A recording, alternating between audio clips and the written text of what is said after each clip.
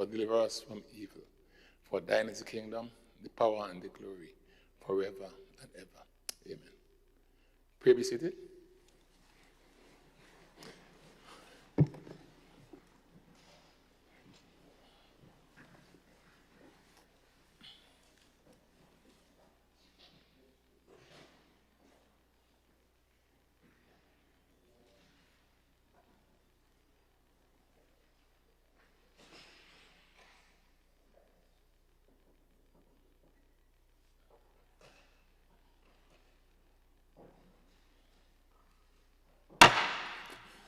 This Parliament is now in session. Item 3, oath of allegiance or affirmation of a new member. Item 4, confirmation of minutes.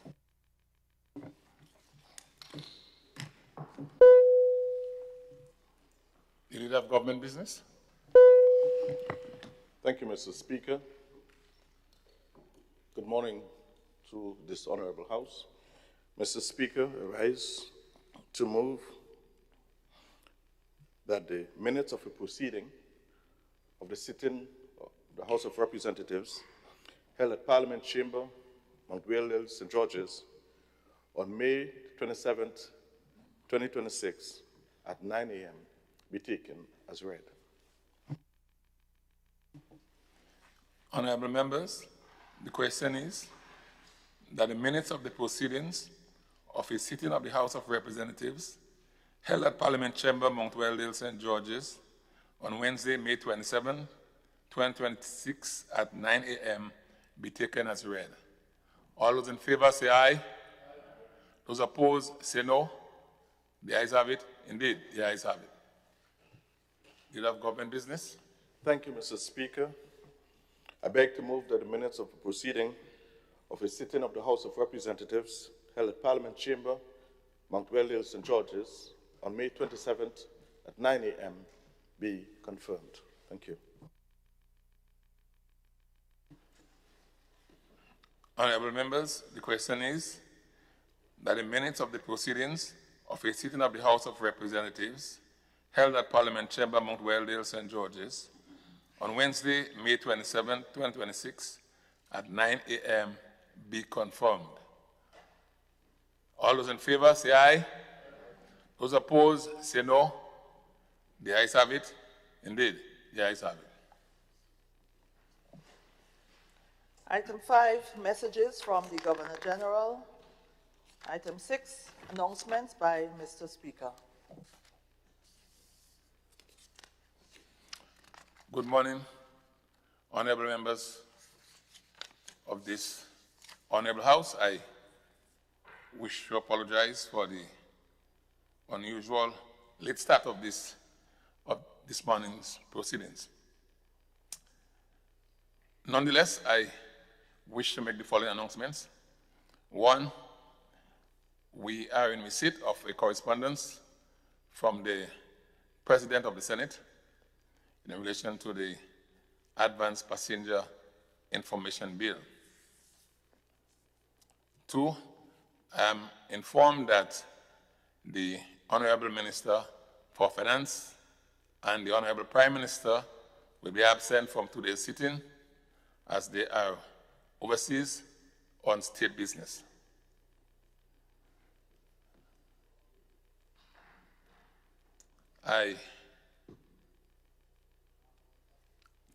June 23rd, every year, there are several international and national observances.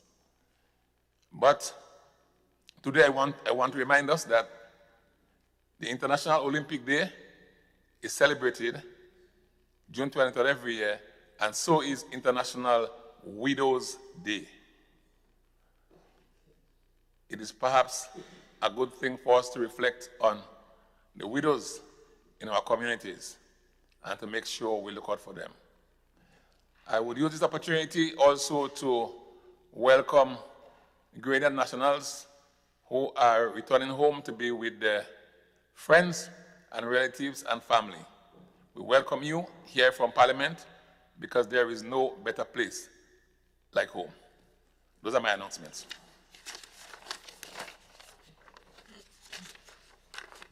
Item 7, presentation of petitions. Item 8, presentation of papers and reports from select committees. Item 9, unopposed private business. Item 10, questions.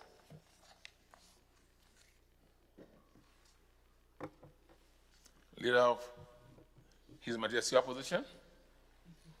Thank you, Mr. Speaker. Mr. Speaker, I rise in relation to two sets of questions in my name. The first 4 questions directed to the Prime Minister, and the following 2 to the Minister for Agriculture. And Mr. Speaker, just to inform that I have not received any responses. I'm not sure if they are available this morning. Okay. All right, thank you. Leader of His Majesty Opposition. Like I indicated in my announcements, that the Prime Minister is out. I don't know if any member has any response, but we will listen to the Minister for Agriculture. Is it Agriculture? Yes, Lands, Marine Resources. Morning, Mr. Speaker, and morning, everybody. Morning, Honorable Member. The questions received and the responses to these questions are being prepared, and there is a strong likelihood that the responses will be made well before the sitting of the next Parliament. Thank you. Thank you, Honorable MP and Honorable Leader of His Majesty Opposition. I will inquire of the Prime Minister with respect to his responses.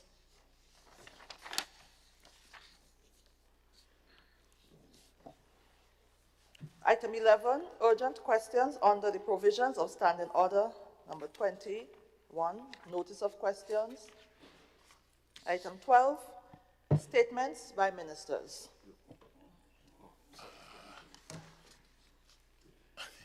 All right, I will take the MP for St. Patrick West first. Thank you very much, Mr. Speaker. Good morning, my fellow parliamentarians on both sides, and good morning to the in-house audience, as well as to those following online. Mr. Speaker, I'm happy to take this opportunity to inform the Honorable House that the Grenada Homecoming, Diaspora Homecoming 2026 has begun in earnest, led by the Ministry of Foreign Affairs, Trade and Export Development. First, I'd like to thank the Permanent Secretary in the Ministry, Mrs. Roxy Hutchinson, as well as the Ambassador for Diaspora Affairs, Ambassador Terry Forrester, Mrs. Gail Purcell, and other members of the team for all of the hard work that they have put in over the past few months to make this event a reality.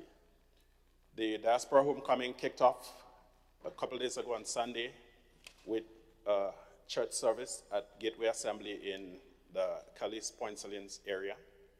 And there will be a wide variety of events to suit every taste, every age, every demographic, going all the way up to the 5th of July.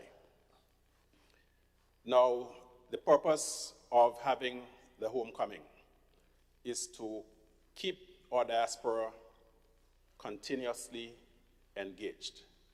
At the Ministry of Foreign Affairs, Trade and Export Development, we see our diaspora as having an integral role to play in the development of our country. We know that they have our country at heart always. Whenever you travel to foreign countries, you can tell where a Grenadian lives by the flag being flown proudly, and we do appreciate that. The homecoming provides us with an opportunity for Grenadians who live abroad to come back to reconnect with family and friends, to contribute in meaningful ways to their respective communities, whether it be through health fairs, whether it be through donations and work to or on community projects. It provides opportunities for our diaspora to explore possibilities of investing in a wide array of ventures. And we are happy that so far over 1,000 have registered and they have already begun to come in. Last Sunday was an extremely busy day at the airport. In fact, Saturday was also a busy day at the airport because I was there first time to visit. I had to cut short a trip to ensure that I was here for the events and the activities. This evening in St. Patrick, we'll be hosting members of the diaspora at Belmont Estate at a cocktail reception from 4 p.m. to 7 p.m. We have taken care to spread the events and the activities around the island. One of the highlights would be a national spice and tree planting event or series of events that will take place in Carriacou and Petit Martinique on the 25th. There will also be an excursion to the Sister Isles spanning the 24th and 25th. The tree planting exercise will take place on the mainland on Sunday 20th at various points across the island. And I wish at this point to thank the Ministry of Agriculture, especially the Forestry Division, for ensuring that we do have sufficient plants, approximately 40,000 to replant. I think that all of us are aware of the massive devastation that took place following Hurricane Ivan way back in 2004, followed closely by Emily in 2005, and 2 years ago, almost to the date, Hurricane Beryl, pardon me. Yes, so there is a dire need for that, so we saw it as an opportunity to kill several birds with one stone. We encourage members of the public to participate in as many of the activities as you can and to continue to give our traditional warm welcome to our sisters and brothers who are back here with us. Mr. Speaker, the Ministry of Foreign Affairs, Trade and Export Development continues to remain active on the regional and global scenes. And one of the ventures that we undertook recently was to host a trade and investment mission from Canada, a 17-member strong team with people expressing interest in a wide array of areas, including agro-processing, health, infrastructure, and a number of other areas. I'd like to thank our High Commissioner in Ottawa, His Excellency Sylvester Quallis, as well as our Consul General, Sir Jerry Hopkin, in Toronto, and their staff for facilitating this trade and investment mission. Mr. Speaker, I'd like to address something that really ought not to have been an issue. But unfortunately, it seems that some people in Grenada need a little bit of education. As a small country, it's in Grenada's interest to reach out to every nook and cranny of the planet. No island is an island, to paraphrase an old saying. We cannot be insular in our dealings with the rest of the world. So it pains me, it saddens me, and it embarrasses me, Mr. Speaker, when Grenadians who ought to know better deliberately cast aspersions on Africa. If you look at this room, Mr. Speaker, when I was a student in Cuba, and I would be walking the streets of Havana, nobody ever made a mistake and say Granadino. It was also always Congolese, Angolano. Yeah? So, when you hear people who look like us trying to beat down on Africa, repeating the old stereotypes, casting Africa and Africans in a negative light. Mr. Speaker, we ought to be concerned, because if the adults are doing it, the younger ones who will be under the influence may likely catch that foolish disease. So we wish to set the air clear. Grenada is actively pursuing relationship with countries all over the world, and in particular with Africa.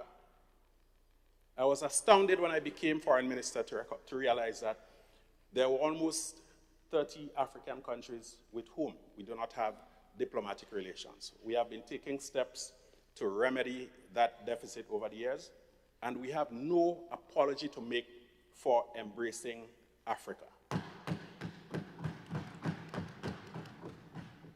So we have been having discussions with different African countries for visa waiver agreement. What is the purpose of having a visa waiver agreement? We all know that to visit some countries, you have to spend money, leave Grenada for airfare, for accommodation, for food and other incidentals with no guarantee of getting it.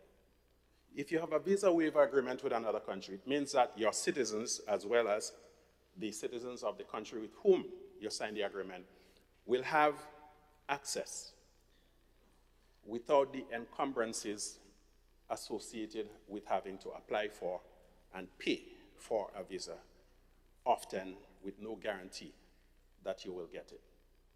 So I wish, Mr. Speaker, to inform those who are trying to score cheap political points. Let them know that they are wasting their time, that they'd be better served to learn about Africa, to learn about their history. Yeah? And I don't know if this one is troubling or comical, but it have people with dreadlocks chanting on Africa, talking nonsense about Obia and voodoo and all them kind of things like that. So we have, Mr. Speaker, to learn our history and to respect our roots. The same people who are fighting on Africa and chanting on Africa, they are quick to embrace the culture of those who have oppressed us for centuries. Quite quick to do so, Mr. Speaker. So, Mr. Speaker, members of this Honorable House, we wish to assure Grenada that whatever we do as a government is in the best interest of Grenada. We are not going to expose Grenada to any element that will do harm to us. Because even if you have a visa waiver agreement with another country, you still have control over your borders. You have our Immigration and Customs Department. We have other entities responsible for screening people. Just 1 or 2 sittings ago, Mr. Speaker, we dealt with the whole question of advanced passenger information, which is another layer of security and protection. And Mr. Speaker, no matter where you go, there will be bad apples. There are con artists in every country that you can think about. I'm not sure if you could get away with conning people in North Korea, but apart from that, wherever you go, there are people engaged in Ponzi schemes in Grenada, and I'm willing to bet that even in this house right now, there are people who have been scammed by other Grenadians through all kinds of fancy get-rich-quick schemes. And the countries with whom we are pursuing these relationships, there are no exception. But we are not going blindfolded into any arrangement, Mr. Speaker. So I just wish to reassure Grenadians that we are not going to expose you to any nefarious activities, that whoever comes into Grenada is properly vetted before arrival, and ultimately the decision to admit or not lies with our immigration and other border control agencies. So, Mr. Speaker, once again, I wish to invite everyone to partake fully in the Diaspora Homecoming events, particularly the tree planting on Sunday, to engage our friends, our family, and others who are visiting, and those of us who have business ideas. There will be a 3-day forum where you can go and meet people who are interested in investment, in trade, and so on. We have over 50 registrants for the marketplace event, local as well as those coming in from the diaspora. The Ministry of Finance has also played a role in facilitating the attendance of the people who will be engaging in the marketplace through the concessions desk, and we wish to thank them for facilitating such. And to our fellow Grenadians, particularly the younger ones, we must not be xenophobic. We must not be afraid of others. We have to learn to build bridges to other people, not walls.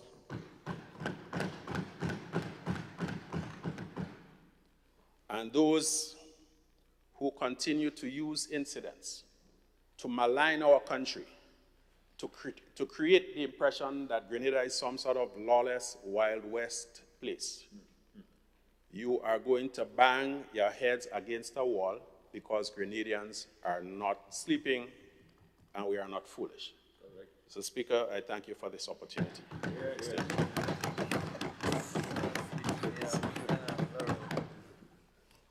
Is it the MP for St. John? Your light is on. Please take the floor.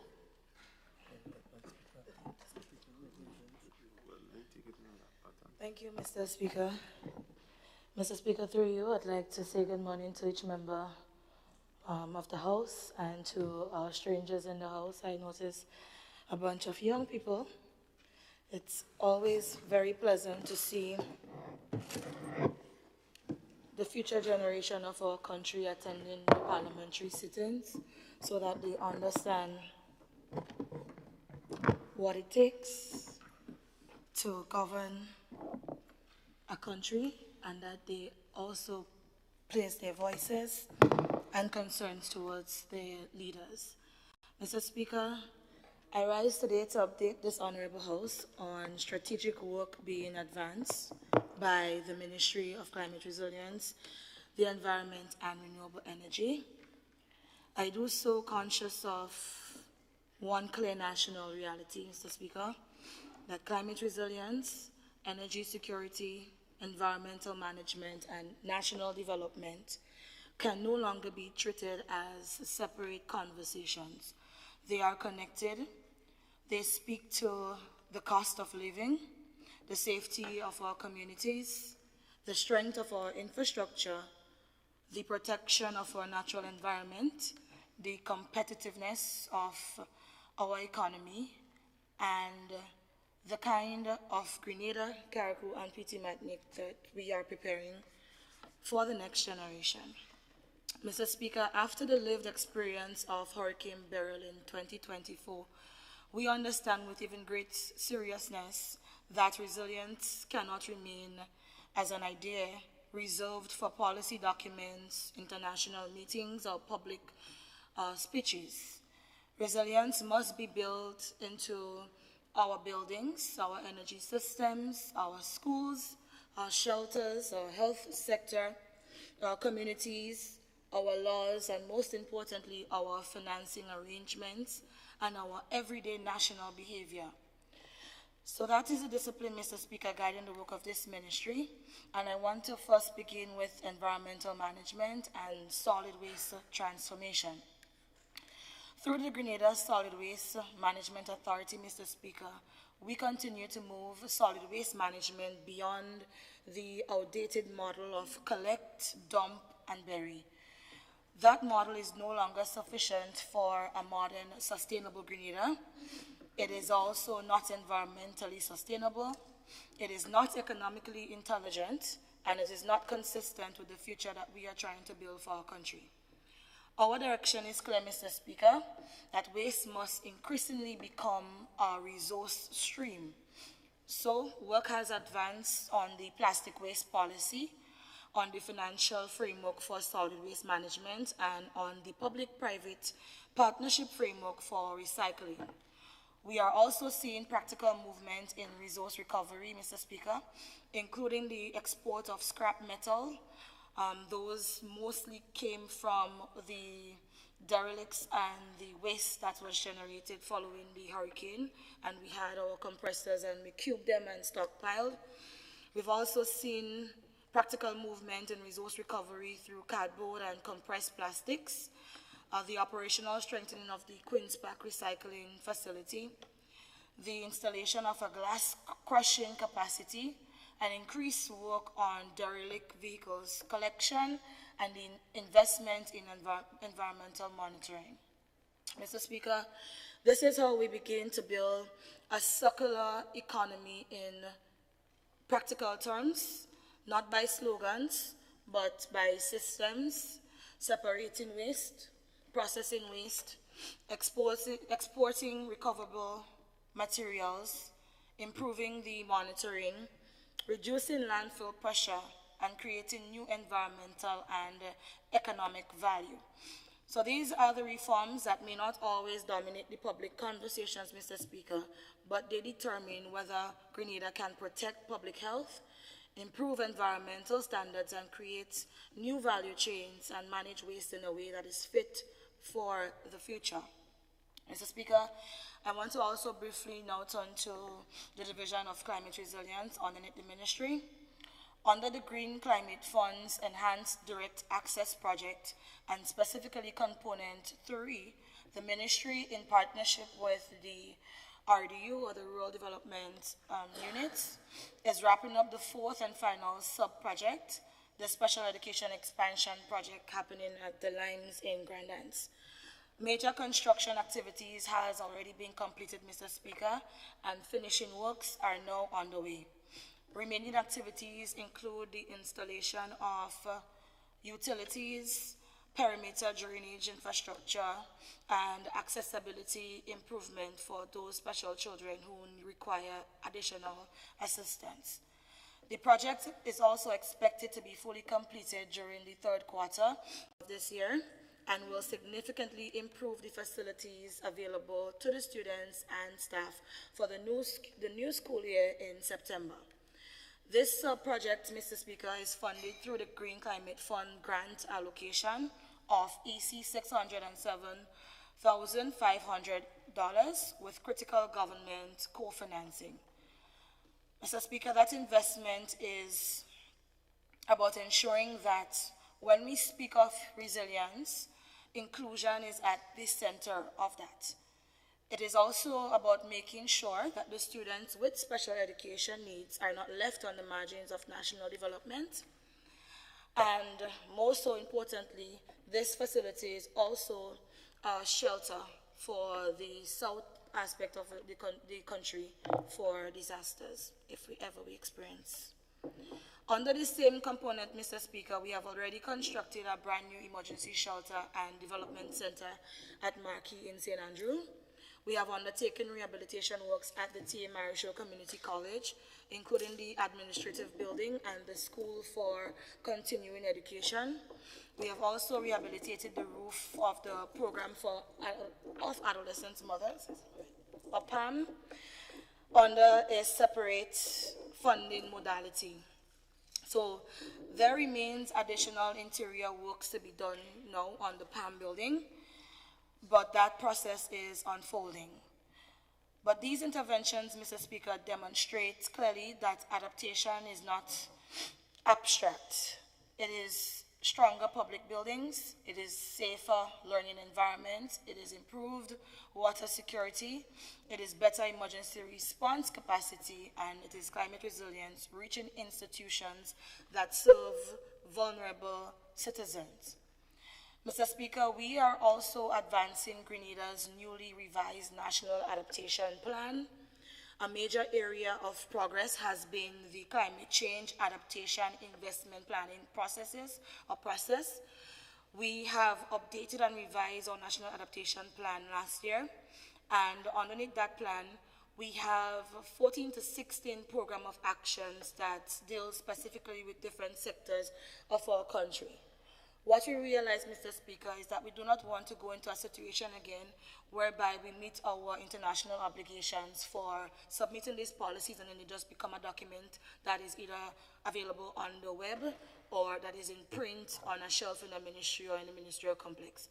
So what we have done, Mr. Speaker, is to itemize into 3 categories the program of actions that we have embedded in the National Adaptation Plan, and we have come up with 3 headings or subheadings that we can use to develop that investment pipeline so that we can target funding that are all-encompassing and not done in silos.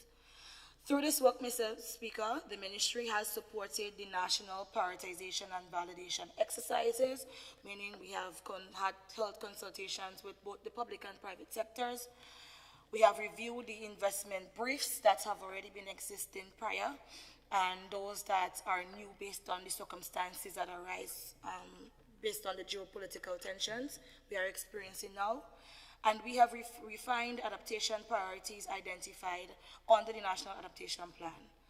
So this matters because adaptation priorities must become finance-ready investments.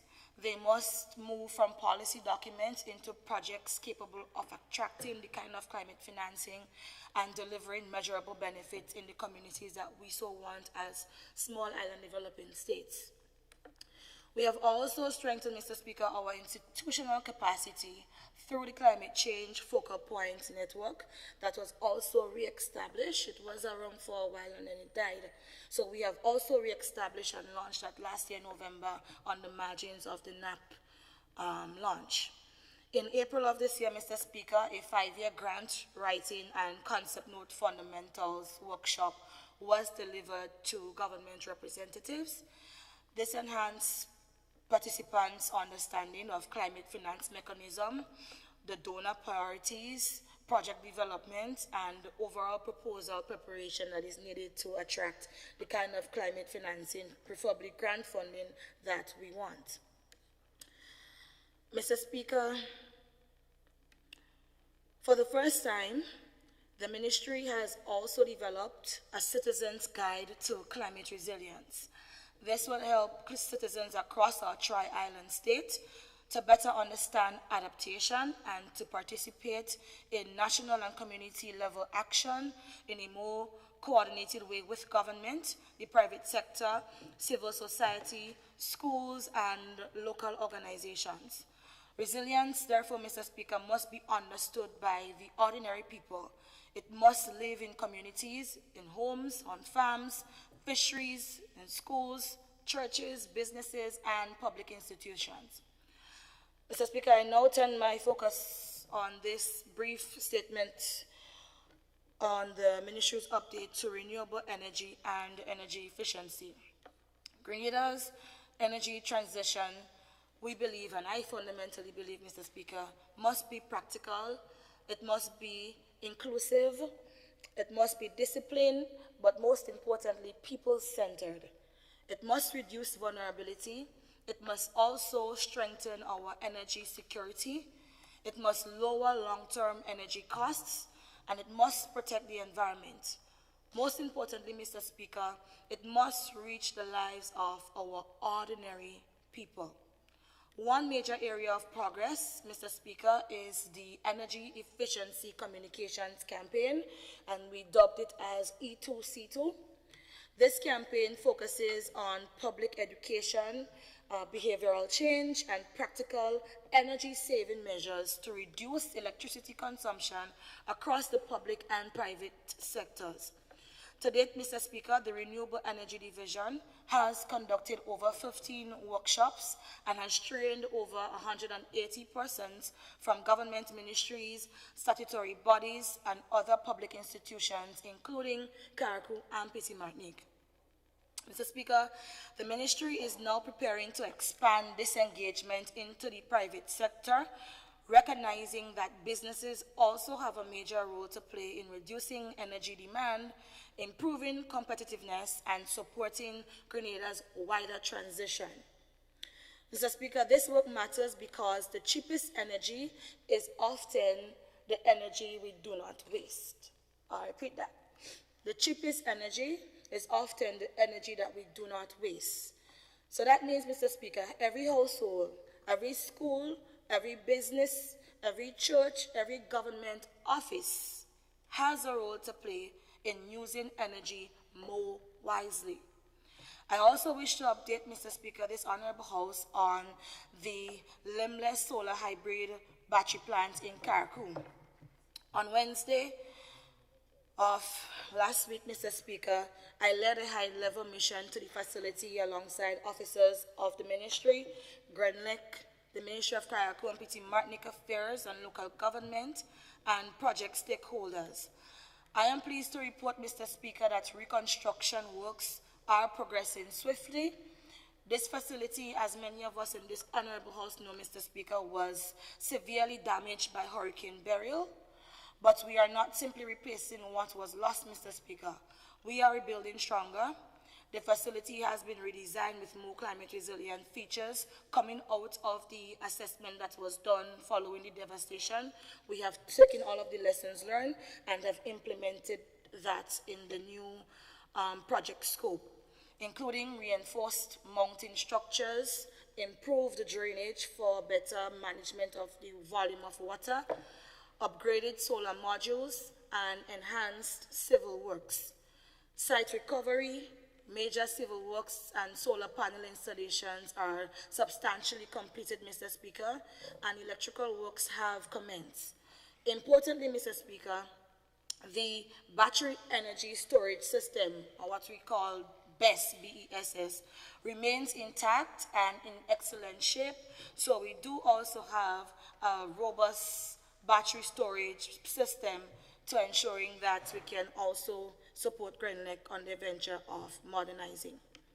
Once completed, Mr. Speaker, the limbless solar hybrid battery plant will strengthen Carriacou's energy security, increase renewable energy penetration, and reduce dependence on imported fossil fuels.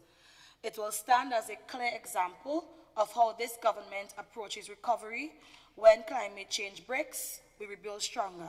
When disaster exposes weakness, we do not reconstruct vulnerability, but we reconstruct resilience.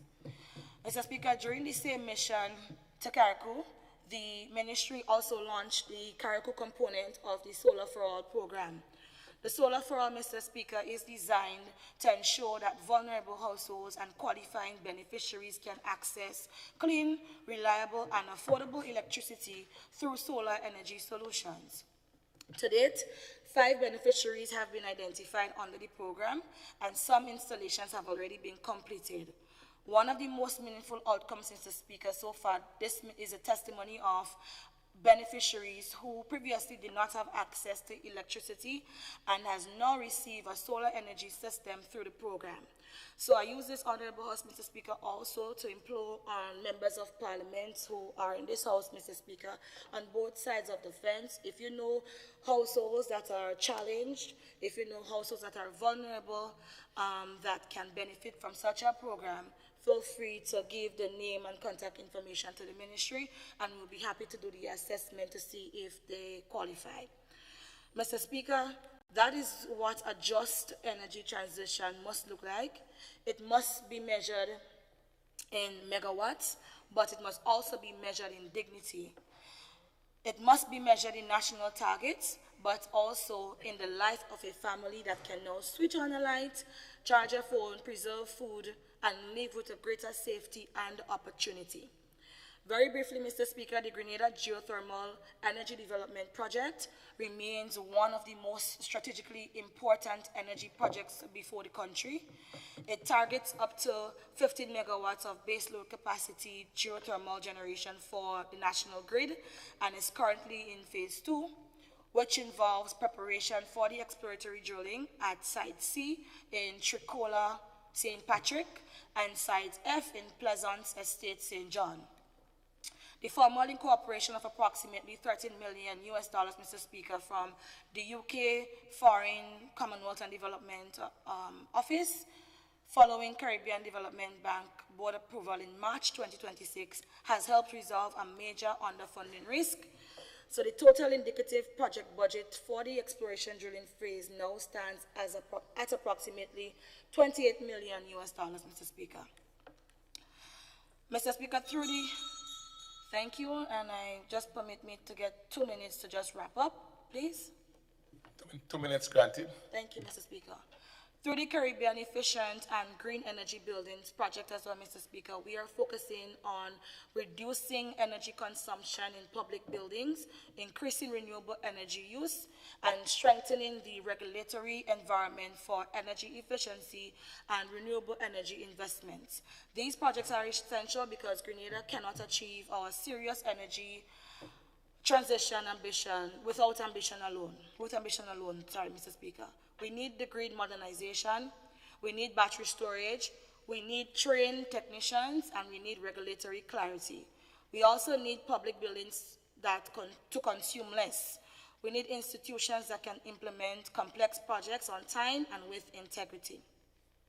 So, Mr. Speaker, before I close, I wish to also place on record 2 recent developments which I do not regard merely as personal milestones, but as part of Grenada's growing visibility and credibility in global leadership, climate diplomacy, energy security, and development discourse.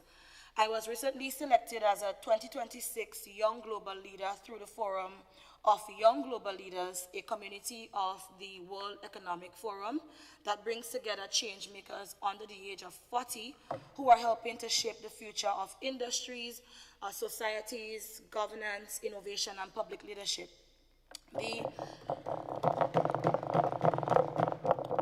The 2026 cohort features 118 professionals, Mr. Speaker, from 55 countries, including public leaders, innovators, entrepreneurs, cultural leaders, athletes, brought together in a collaborative global network committed to leadership development, public good, and practical solutions to complex global challenges.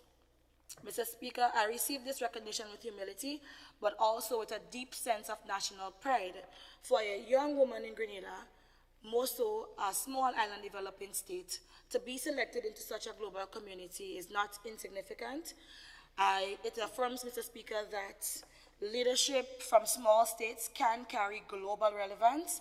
It affirms that the voices of our young people, particularly so for our young women, must be trusted as serious actors in shaping policy. I also had the honor of delivering a special keynote address, Mr. Speaker, at the Africa Energy Technology Conference from the 19th to the 21st of May this year in Accra, Ghana, under the theme, The Gas Bridge, Connecting Industry, Security, and a Just Energy Transition. That platform brought together and gave Grenada a chance to speak. Honorable, the second bell went, so I expect you to try and wind up. Yes, Mr. Speaker, Second bell went. Thank you so much. It gave Grenada a chance to speak into a wider South-South conversation between Africa and the Caribbean. And though our energy do not share the same energy geography, but we share a development reality, Mr. Speaker. So we know what it means to face external shocks. We know what it means to have ambition, but constrained by debt, scale, imported fossil fuel dependence, and climate vulnerability. So, Mr. Speaker, I place this update through this Honorable House and this work of this ministry that is committed to this government and that is the future we continue to build for the people of Grenada, Carriacou, and Petite Martinique. Thank you. Thank you, Honorable MP for St. John. I commend you on the appointment that you mentioned. I think whenever a Grenadian rises to this level, it makes all of us as Grenadians happy. Before I take the next speaker, who is the MP for St. Andrew Northwest, I just want to acknowledge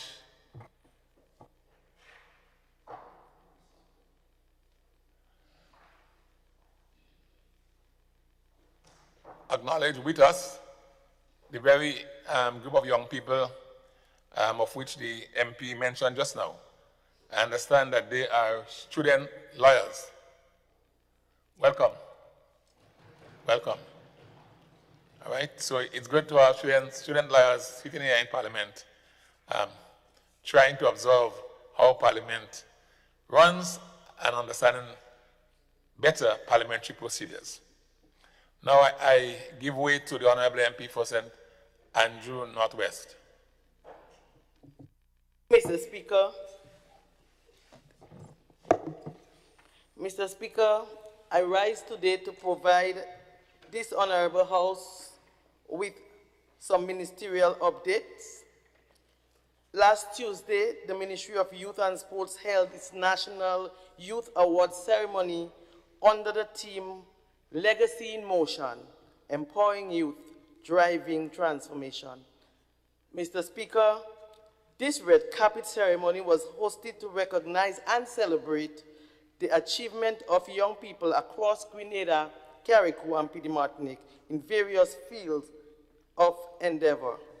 The ceremony brought together award recipients, nominees, families, youth groups, stakeholders, and members of the public to honor the contribution of young people in areas including academics, sports, culture, leadership, community service, entrepreneurship, and personal development.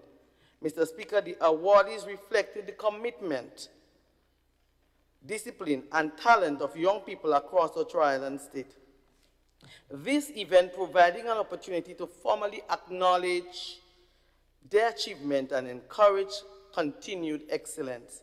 The Ministry of Youth and Sports extends congratulations to all awardees and nominees and expresses appreciation to the staff of the ministry, the selection committee, partners, and all those who contributed to the successful execution of the ceremony. Mr. Speaker, I'd also like to update on the consultation undertaken by the Ministry of Mental Health, Wellness, and Religious Affairs in relation to the development of the Grenada National Mental Health Policy and Suicide Prevention Action Plan. Mr. Speaker, mental health remains a priority for the government as we continue our effort to build a healthier, more resilient, and more inclusive society, recognizing the growing importance of mental wellness and the need for coordinated action to address suicide and suicidal behavior. The ministry has embarked on a comprehensive process to develop a national mental health policy and suicide prevention and action plan that will guide the country's response in the years ahead. As part of this process, Mr. Speaker, the ministry recently hosted a series of stakeholder consultations facilitated by 2 consultants from Pan American Health Organization, PAHO, who are providing technical support in the development of these important national documents. The visit formed a critical part of the policy development process, allowing for the collection, validation, and collation of information and recommendation from a broad cross-section of stakeholders. Mr. Speaker, the consultation brought together healthcare professionals, educators, social workers, law enforcement representatives, faith-based organizations, youth leaders, community groups, civil society organizations, persons with lived experiences, and other key stakeholders from across Grenada. The discussion focused on identifying existing gaps in mental health services, strengthening prevention and intervention strategies, improving access to care, reducing stigma and discrimination, enhancing community support system, and developing a coordinated national framework for suicide prevention.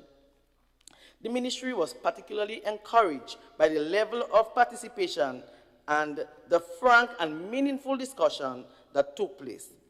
Stakeholders shared valuable perspective and practical recommendation which will help to ensure that both the mental health policy and suicide prevention action plan are responsive to the needs of our population and grounded in local realities. Mr. Speaker, the information gathered during these consultations is currently being reviewed and consolidated by the PAHO consultants and the ministry technical team. The work will continue. The final draft of the National Mental Health Policy and Suicide the Action Plan, which will provide a clear roadmap for strengthening mental health promotion, prevention, treatment, recovery, and support services throughout the Tri-Island state. I wish to express sincere appreciation to the Pan American Health Organization for its continued partnership with the government.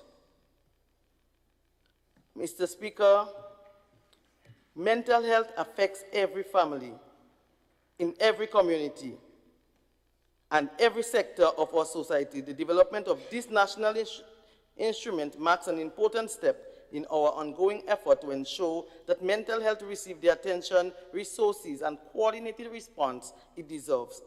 The ministry remains committed in advancing policies and programs that promote mental wellness, protect vulnerable individuals, and create a society where seeking help is encouraged and supported. Mr. Speaker, as the ministry continues to fulfill its mandate, public awareness remains a key component of its work. The ministry is currently engaged in discussion for the development of a strategic public education and wellness initiative aimed at increasing awareness, reducing stigma, and promoting mental health and well-being throughout Grenada, Carriacou, and PD Martinique. In the interim, the ministry continues to partner with non-governmental organizations and community groups to advance public education and awareness efforts. As part of this collaboration, the ministry will participate in Flavors in the Forest diaspora activity on Saturday, the 27th of June, 2026, where information and resources on mental health and wellness will be shared to the public.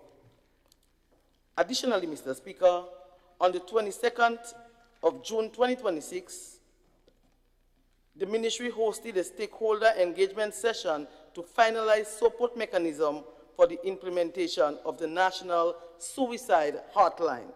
It is essential that all stakeholders are fully engaged and committed to this initiative to ensure the establishment of effective referral pathways for individuals seeking help. Mr. Speaker, persons who reach out for support must receive timely and appropriate assistance. Our collective responsibility is to ensure that those seeking help are met with compassion, professionalism, and access to the services they need. No individual should be left disappointed after taking the courageous step of asking for help. The ministry collaborated, Mr. Speaker, the ministry collaborated with the church and on the hosting of the successful observance of the National Week of Prayer and Fasting, which was held under the auspices of the Ministry of Mental Health, Wellness, and Religious Affairs. Mr. Speaker, this initiative brought together churches, faith-based organizations, prayer groups, and citizens from every corner of Grenada, Carriacou, and PD Martinique in a spirit of prayer, fasting, worship, and national reflection. Throughout the week, prayers were offered for our nation, our families, our young people, our leaders, and for the continued peace, stability, and prosperity throughout our Tri-Island state. The activities provide an opportunity for Grenadians from diverse denomination and background to unite in faith and fellowship, reaffirming the important role that spiritual values continue to play in our national development and social cohesion. Mr. Speaker, I wish to place on record my profound appreciation to the local church community for its unwavering support and collaboration. The success of this national undertaking would not have been possible without the commitment of our pastors, bishops, church leaders, congregation, and many volunteers who work tirelessly behind the scenes. Their partnership with the ministry is a testament to what can be achieved when government and faith-based organizations come together in the national interest. I also wish to acknowledge the Planning Committee, public officers, sponsors, security, personnel, media partners, and all stakeholders who contributed to the seamless execution of the week's activities. Mr. Speaker, the observance culminated in a powerful evening of worship and praise, featuring the international acclaimed Brooklyn Tabernacle Choir. The event attracted thousands of Grenadian worshippers and served as fitting climax to a week of dedicated to prayer, fasting, spiritual renewal, and national unity. The atmosphere of worship and reflection and thanksgiving was truly inspiring and demonstrated the enduring faith of the Grenadian people. The overwhelming participation throughout the week demonstrated that faith remains a powerful force in our society and continues to play a critical role in strengthening communities, fostering hope, encouraging resilience, and promoting national unity. Mr. Speaker, as we reflect on the National Week of Prayer and Fasting, let us remember that its significance extends beyond a single week of activities. The true measure of its success lies in our continued commitment to the values it promoted: faith, humility, unity, compassion, and service to one another. Mr. Speaker, I leave this honorable house with the timeless words of the scripture found in 2 Chronicles 7 and verse 14. If my people who are called by my name shall humble themselves and pray and seek my face, turn from their wicked ways, then will I hear from heaven and forgive their sins and heal the land. May we continue to seek God's wisdom and guidance as we work together to build stronger, more united, and more prosperous Grenada, Carriacou, and Petite Martinique. I thank you.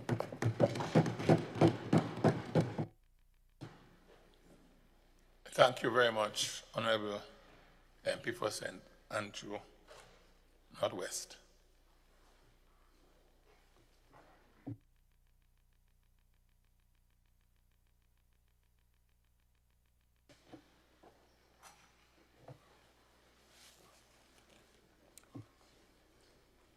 Item 13, personal explanations. Item 14, motions. Item 15, bills. The Leader of Government Business. Thank you, Mr. Speaker.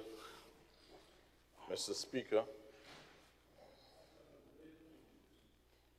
please permit me to refer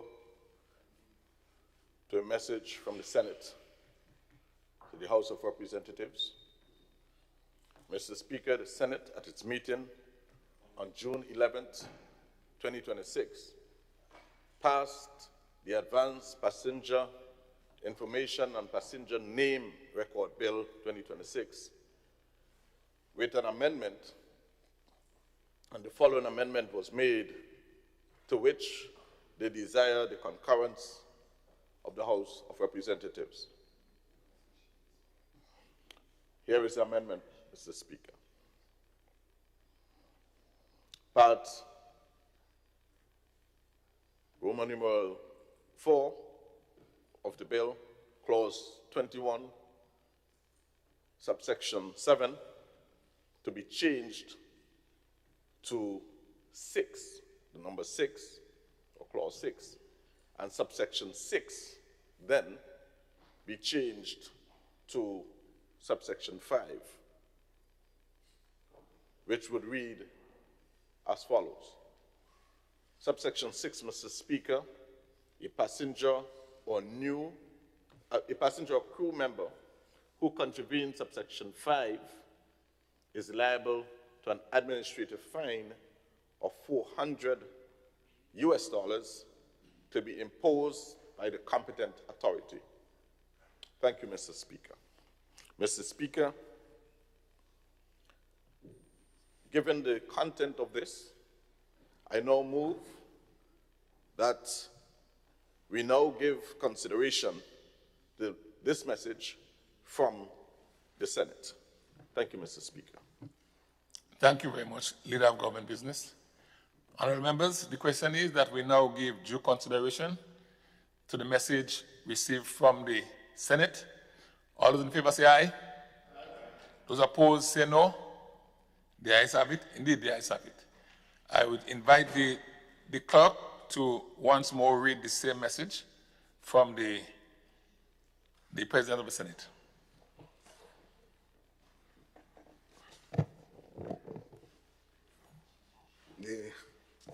The Senate, at its meeting on June 11, 2026, passed the Advanced Passenger Information and Passenger Name Record Bill 2026 with one amendment. The following amendment was made, to which they desired the concurrence of the House of Representatives. Part 4, Clause 21, subsection 7, to be changed to subsection 6, and subsection 6 should be changed to subsection 5, which will read as follows. Subsection 6, a passenger or crew member who contravenes subsection 5 is liable to an administrative fine of US $400 to be imposed by the competent authority. Thank you. So, members, I hope we are clear about the amendment made in the Senate. They simply, under clause 21, they replaced number 7 with number 6, and replaced number 6 with number 5, right? So it's a number and adjustment they've made to that clause, and we have to agree to the adjustment. So I hope that is clear to everyone. We are now going to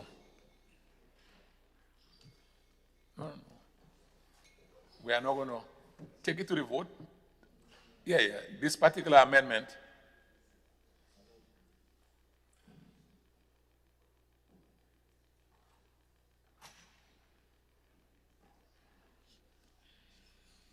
right, so we are dealing with this.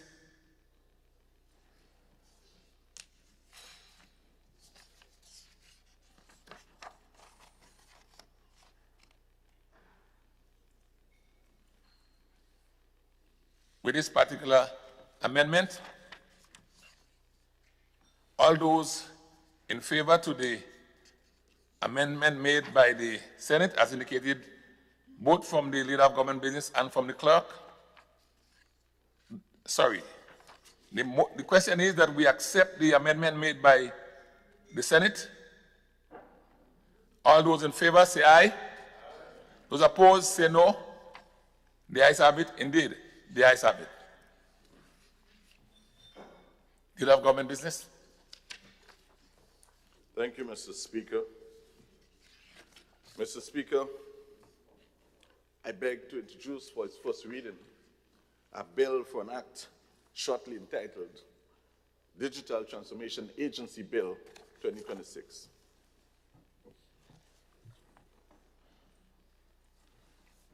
A bill which seeks to establish the Digital Transformation Agency as an autonomous entity with a mandate to lead, coordinate, and oversee digital transformation initiatives across public bodies, shortly entitled Digital Transformation Agency Bill 2026. Leader of Government Business. Thank you, Mr. Speaker. I beg to move, Mr. Speaker, that the relevant standing order of the House be suspended to enable the bill to be taken through all its stages at this sitting. Thank you. Honorable members, the question is that the relevant standing order of the House be suspended to enable the bill to be taken through all stages at this sitting. All those in favor say aye. Aye. Those opposed say no. The ayes have it. Indeed, the ayes have it. Deal of Government Business. Thank you, Mr. Speaker. I beg to move the second reading of the bill. Honorable members, the question is that the bill be read a second time. Leader of Government Business. Thank you, Mr. Speaker. Digital Transformation Agency Bill 2026.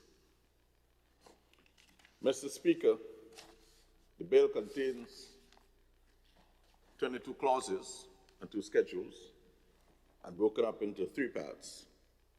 Part 1, Mr. Speaker, refers to preliminary matters. Clause 2 addresses the establishment of the agency, and Clause 3 speaks to governance and administration. Honorable, I think you're referring to Part. Yes, I did refer to part. I'm coming back to do. No, you said Clause 2. Oh, sorry. Yes. Sorry, Mr. Speaker. So I am speaking to the parts. I was speaking to the parts. Okay. Sorry, my correction there. Thanks. Mr. Speaker, Clause 1 of the bill addresses the short title and the commencement date of the said bill. Clause 2, Mr. Speaker, set out the terms and that are defined in the bill. Clause 3 sets out the objectives of the bill, and Clause 4, Mr. Speaker, sets out that the bill applies to public bodies. Mr. Speaker,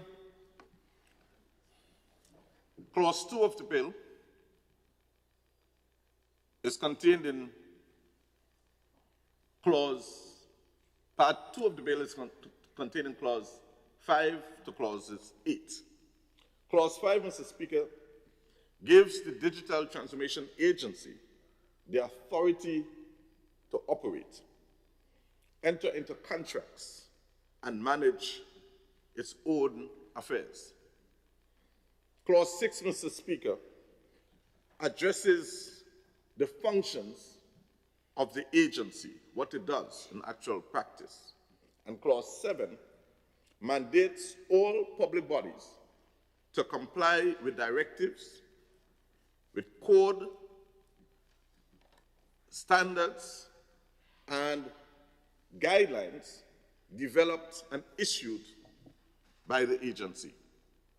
While Clause 6, Mr. Speaker, mandates that persons who have authority over matters that the agency has a function to perform must consult before determining or approving the matter. Mr. Speaker, I now treat with the governance and administrative issues that is captured in Part 3 of the bill and is contained in Clauses 9 to 22. Clause 9, Mr. Speaker, speaks to the functions of the board and is addressed in Clauses 10 and also Clause 11. Mr. Speaker, Clause 11 empowers the minister, after consulting with the chairperson, to give general policy directives to the board. And Clause 12 identifies the chief executive officer as the person responsible for the day-to-day operations of the agency. And this person, Mr. Speaker, will be appointed by the board of directors on such terms and conditions as the board sees fit.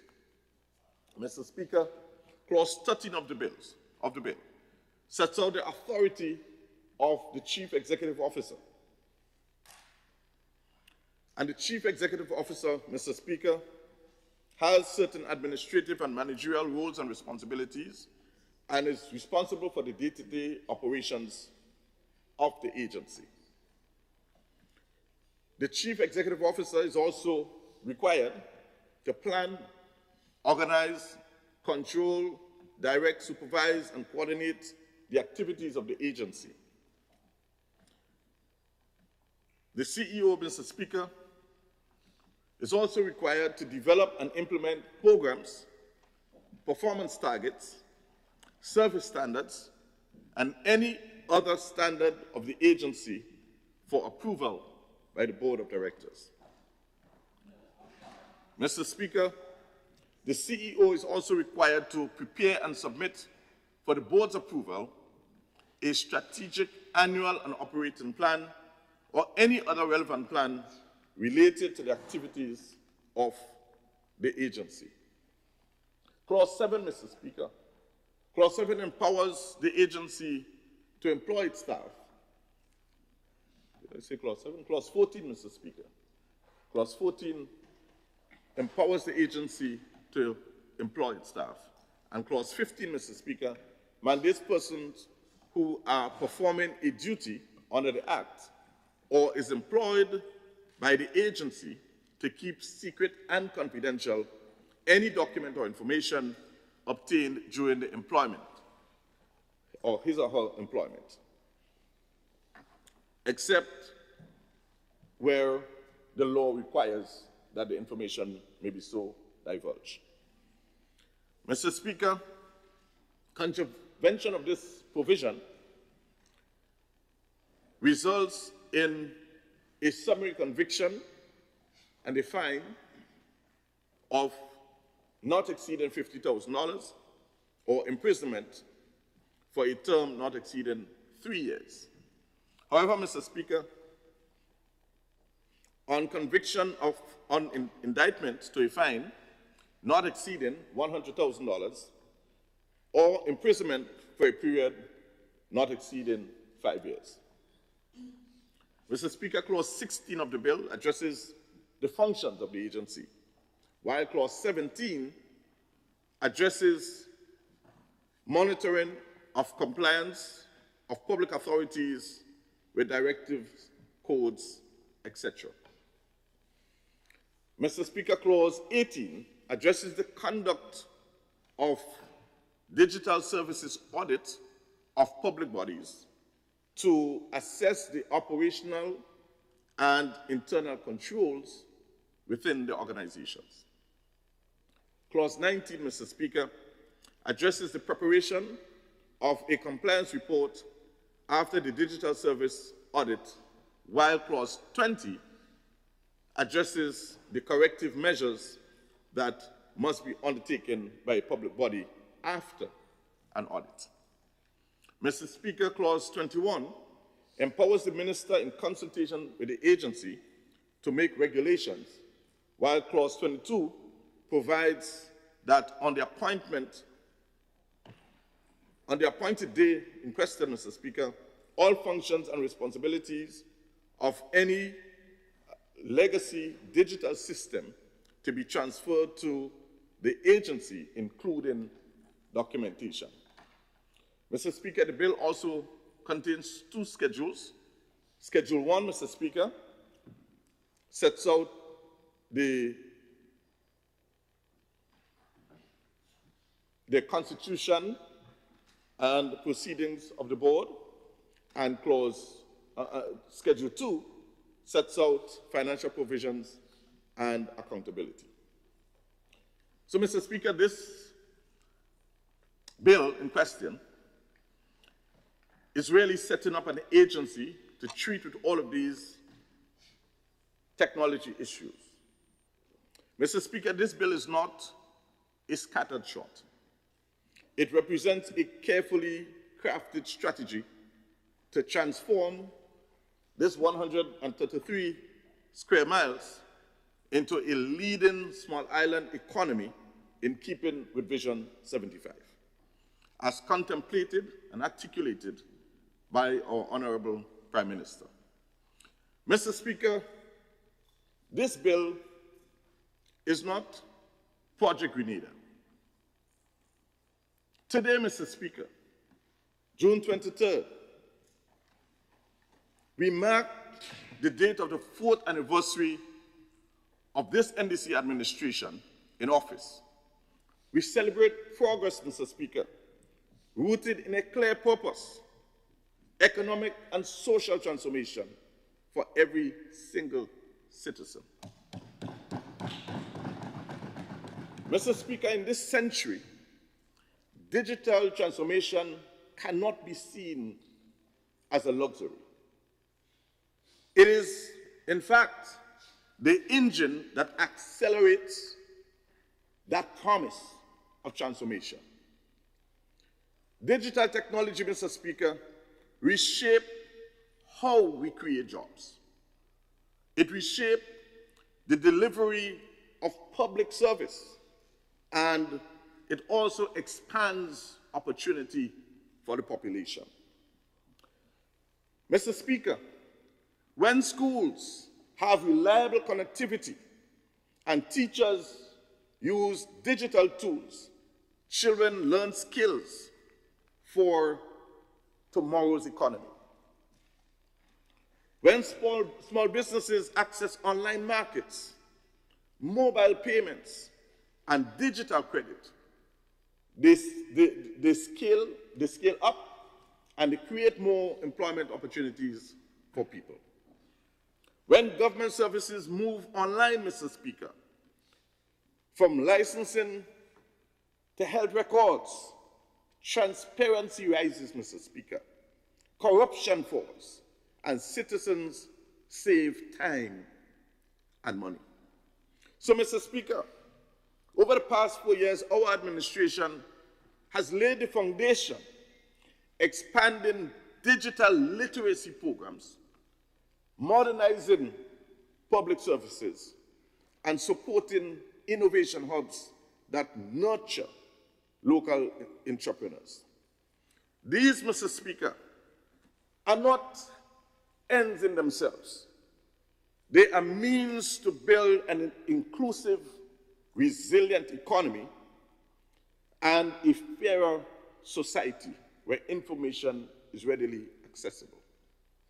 Digital inclusion, Mr. Speaker, ensures that our rural communities, our women, our youth, and persons living with disability are not left behind.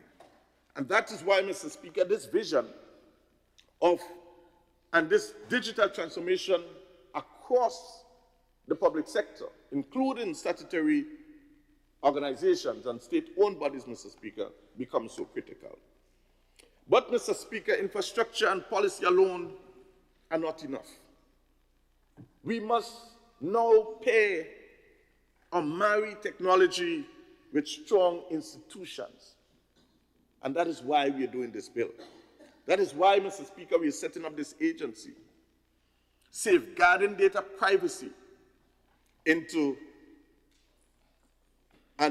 promoting also cyber security, while ensuring that digital growth translates into decent jobs for our citizens. Mr. Speaker, we must keep investing in skills, from coding to critical thinking, so our people, Mr. Speaker, lead in the digital economy rather than merely consuming it, rather than just being consumers in the digital space. Mr. Speaker, as we look to the future, the 4th year of our administration, Mr. Speaker, reaffirms our commitment to harness digital transformation as a strategic tool for economic diversification, improve public service, and social upliftment for all of our citizens, setting the platform, the foundation, Mr. Speaker.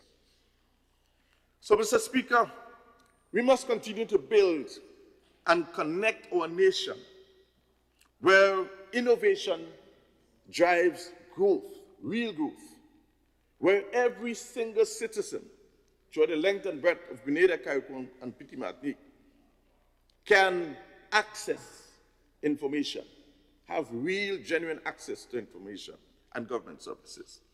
And where technology, Mr. Speaker, serves as a common good for every citizen. Mr. Speaker, we will ensure that the promise of this 21st century is realized for all of our citizens.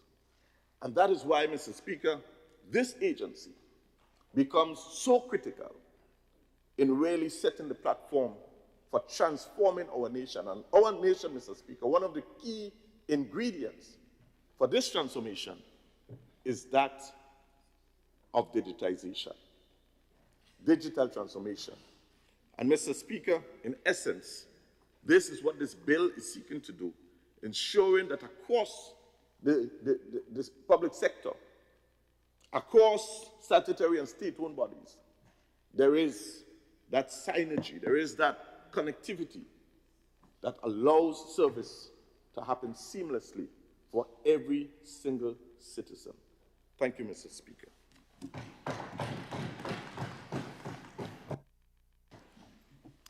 Thank you very much, Leader of Government Business.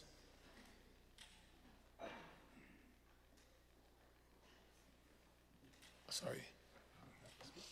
MP for St. George Northwest.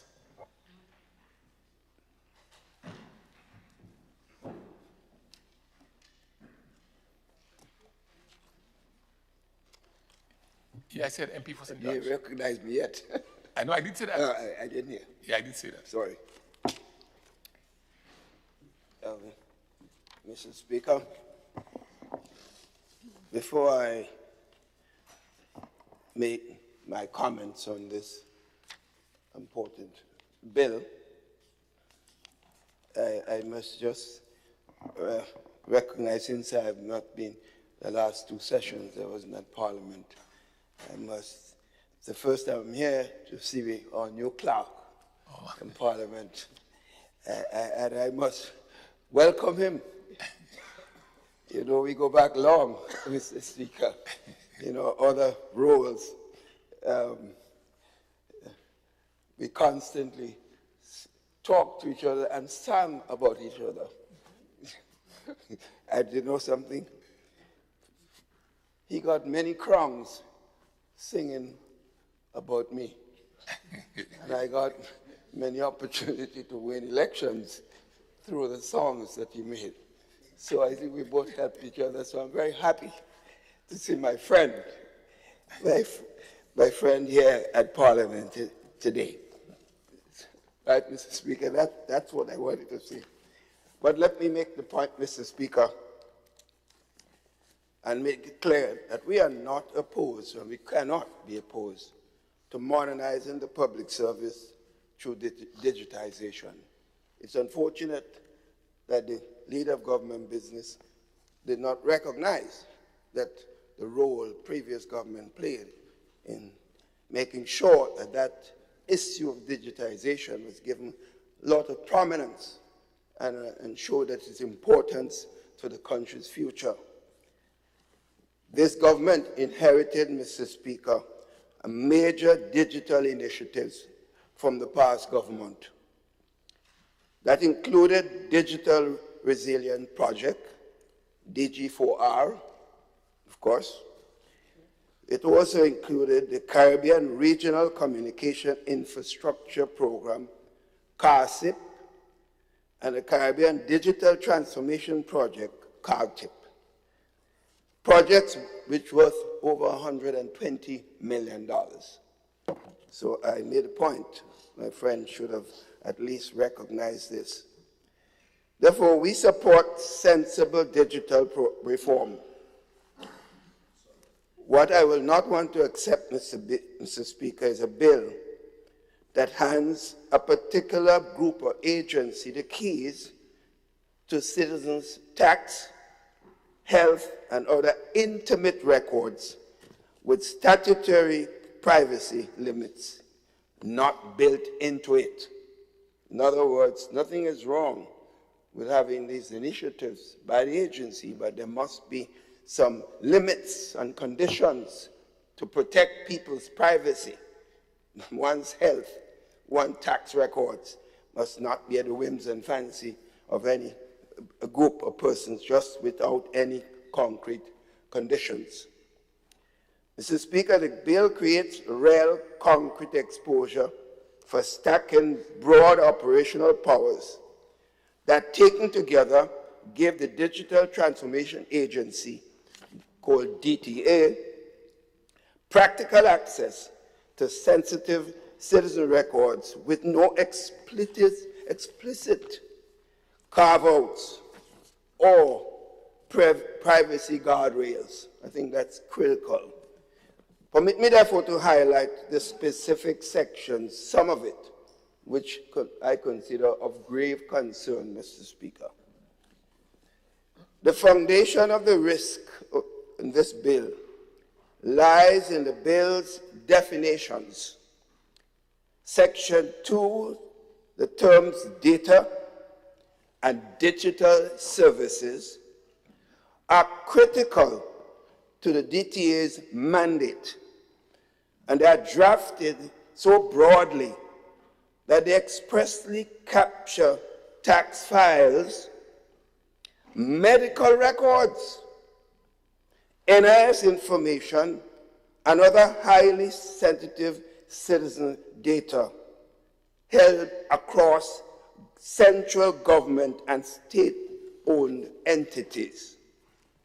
Moreover, Section 6 empowers this body, this agency, DTA, to operate and manage shared digital infrastructure, meaning that if a public systems move into shared platforms, the DTA becomes the operator and the technical custodian of the databases containing our citizens' most private information. Section 22, subsections 1 through 5, compound that danger, Mr. Speaker, by mandating that legacy systems, documents, and contracts transfer to the agency and to the appointed day. Mr. Speaker, the Inland Revenue Division of Government is currently using a legacy system along with the new GTAX system. This is often necessary based on the data migration challenges that the entity may face. In this instance, the functions of the system ought not to be subsumed, in my view, into an entity that does not administrate taxes. I believe this is extremely important. Mr. Speaker, other problematic sections are Section 7, subsections 1 to 3, and Section 8, which mandate public bodies to comply with directives and consult the agency before approving matters in their own remit. This prevents independent refusal of access on sectorial confidentiality grounds without formal legal reconciliation. Mr. Speaker, Section 10 of the Tax Administration Act that we now have in place, as an example, is very clear on who the tax authorities can share information with and under what circumstances they can do so.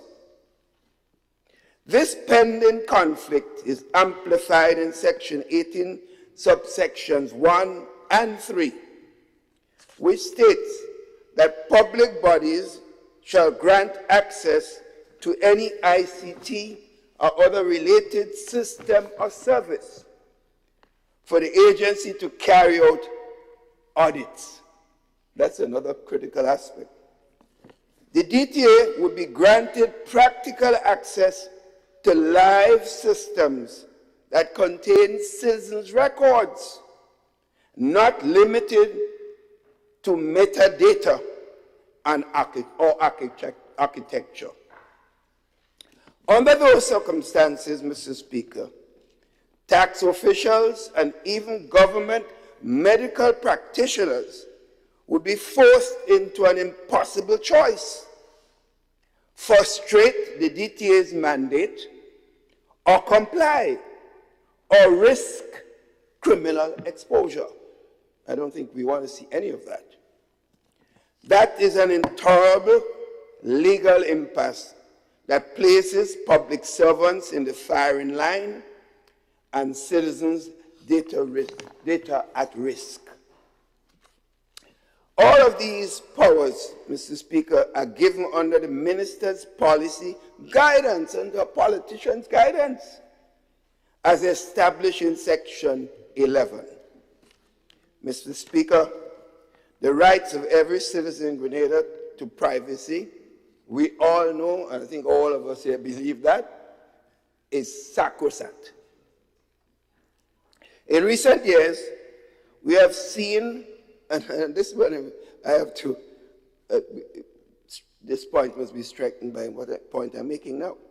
In recent years, we have seen the leaking of information on CBI citizens granted during the period of the new National Party's government on Facebook pages by known NDC activists. We have seen letter issued to the chairman of the CBI committee on Facebook page of the manager of a statutory body by a known executive member of the National Democratic Congress. This is what I'm talking about. Without care or concern for the private citizen involved. In other words, no worry about the information they're leaking and what impact it would have on the private citizen. Mr. Speaker, even personally I had that problem when my next of kin information placed on my passport that was just given for a particular matter to a government body. My passport form was submitted to the Ministry of Foreign Affairs for passport renewal. Was placed and plastered on Facebook almost the next morning by NDC activists and a member of the executive in one of the St. Patrick's constituencies. So I'm being very specific because these are on records. Mr. Speaker, right in this house, a member on this side was spied upon, and our information on our personal cell phone was plastered all over social media. Mr. Speaker, we should not have this. The bill and intention of digitization and doing what we can is necessary. But the guardrails must be in place to protect people's rights. That is the point. I am clear that some members of this government, some, I would never say all, have a record of divulging information to its activists who they believe can harm others for different reasons that have been done. These are not abstract warnings, my friend. If it was happening in previous government time, it is wrong. If it's happening now, it is still very wrong. Therefore, while I support digital modernization and intentions of the bill, I will not be able to rubber stamp a law that has a central agency. The keys to citizens' most intimate records without clear statutory limits and clear, in my view, more public consultation. I worry, may not be me, maybe other citizens, it might be even members of this government. Because let's face it, government is continuum. The shoe can be on the other feet tomorrow. And I don't want any government, not a government of this side or government of this side, to have any such power, to have information and the private, very private information on citizens that can embarrass them. Someone, for example, had an STD disease. STD, sorry. And you never know. You think they want to see that on some Facebook? Yes, you might charge them afterwards, but after the damage is done, you know. You think the people worry about who going to jail for exposing some problem the gentleman or gentlewoman has? So, Mr. Speaker, I think we have to think hard. Colleagues, both sides of this House, think hard. This is serious stuff here. This is not joke stuff, right? It is well known that I may be a private citizen not long from now. But so I would not necessarily have to worry too much about this, right? Like I have no ways to protect myself, but not everybody may be able to do this. I worry. So, Mr. Speaker, my view is that the bill should be reviewed and adjusted to provide robust privacy guardrails, legal reconciliation with sectorial secrecy laws, mandatory data protection, impact assessments, and an independent oversight. Mr. Speaker, the bill really ran at the right time. Thank you very much, Mr. Speaker. Thank you. Thank you, Member for St. George Northwest and the MP for St. George Northeast. The floor is now yours. Thank you, Mr. Speaker.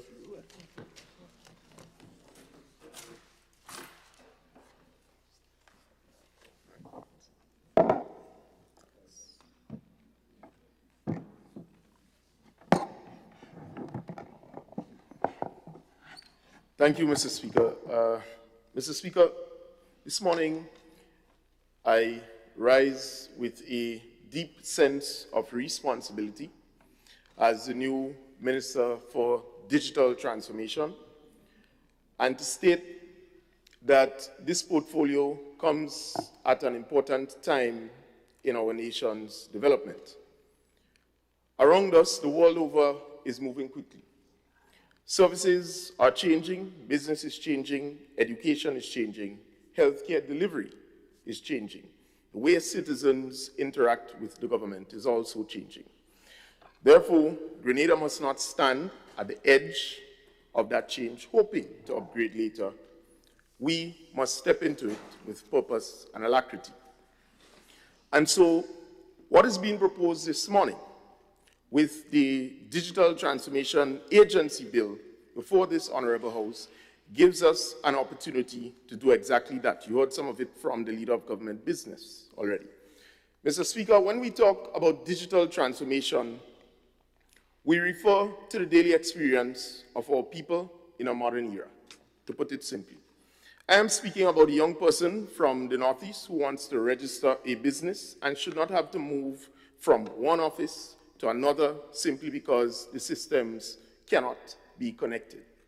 I'm speaking about the contractor waiting for approval, the farmer looking for timely information, the student applying for assistance, the parent trying to access a birth certificate, the pensioner who should not have to spend hours in a line for basic or access to basic services. I am speaking about a public officer who wants to serve well, but is sometimes working with tools that are slow, outdated, or disconnected. That is where this bill matters the most. It brings the structure to a space that has needed structure for some time. For years, ministries and departments have invested in technology. Some of those investments have been useful. Some moved the country forward. You heard from the former opposition leader, Member of Parliament for St. George Northwest, that things were done. So some did move the country forward. We must acknowledge that, and this government is responsible enough to do that. But where we must also be honest enough is to admit that too much of our digital development has been happening in an ad hoc, silos, separate type of manner. And, Mr. Speaker, what we are aiming to do is to bring all of that together. So Section 3 of the bill puts the purpose clearly. It says, and with your leave, I want to read it. The principal objective of this bill is to establish an autonomous agency to coordinate and lead the process of digital transformation across public bodies. In other words, coordinate it, standardize it, ensure that the moving parts that are all over the place are operating together and not in silos. That is the center of the legislation. It gives Grenada a central point of leadership for digital transformation across public bodies. It allows us, as I said, to set the standards, guide the major projects, improve the coordination, strengthen security, and ensure that public money spent on technology produces lasting value. A simple example is one where a ministry is developing an online application system, another ministry is building a payment platform, and another is considering some records management system. The country should not end up with almost 3 separate licenses in terms of how we approach the work. We need to work together. So the agency is going to help us ask the right questions before the money is spent. So for example, can this system connect with others? Can it serve more than one ministry? Is it secure? Can it be scaled? Will it still be useful 5 or 10 years from now? Does it improve the experience of the citizen? Those are the questions, Mr. Speaker, that matter, because digital transformation cannot be reduced to just buying the software. The country must get value. The citizens must feel the difference. Section 6 speaks directly to that. It gives the agency the responsibility for supporting the streamlining and consolidation of the delivery and management of digital services in public bodies through shared digital platforms and services to advance interoperability. So a big one, but when you really come to understand it, it's very simple, Mr. Speaker.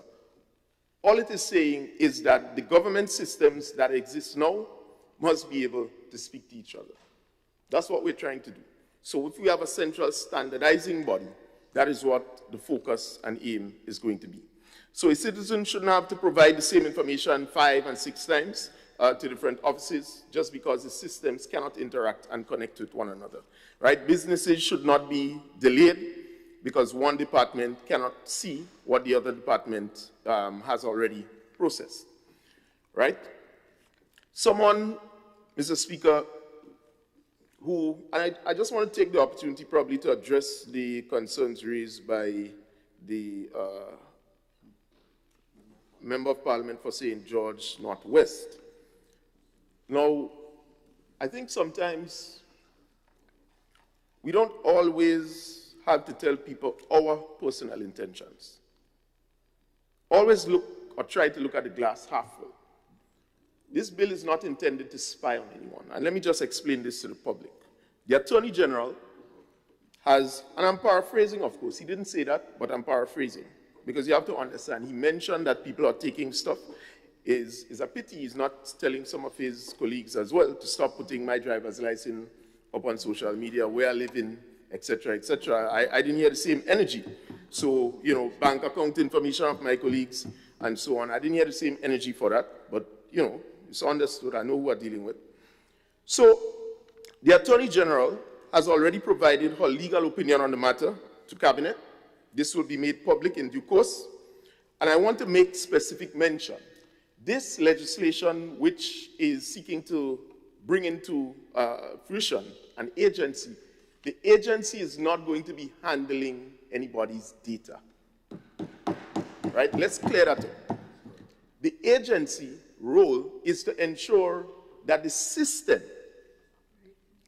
operating, managing, storing the data is following a series of set guidelines, systems that makes it interoperable, again, so that they can talk to one another and coordinates the implementation of digital transformation across the public service. So that is important. The Data Protection Act speaks, Mr. Speaker, already to how data protection has to be managed.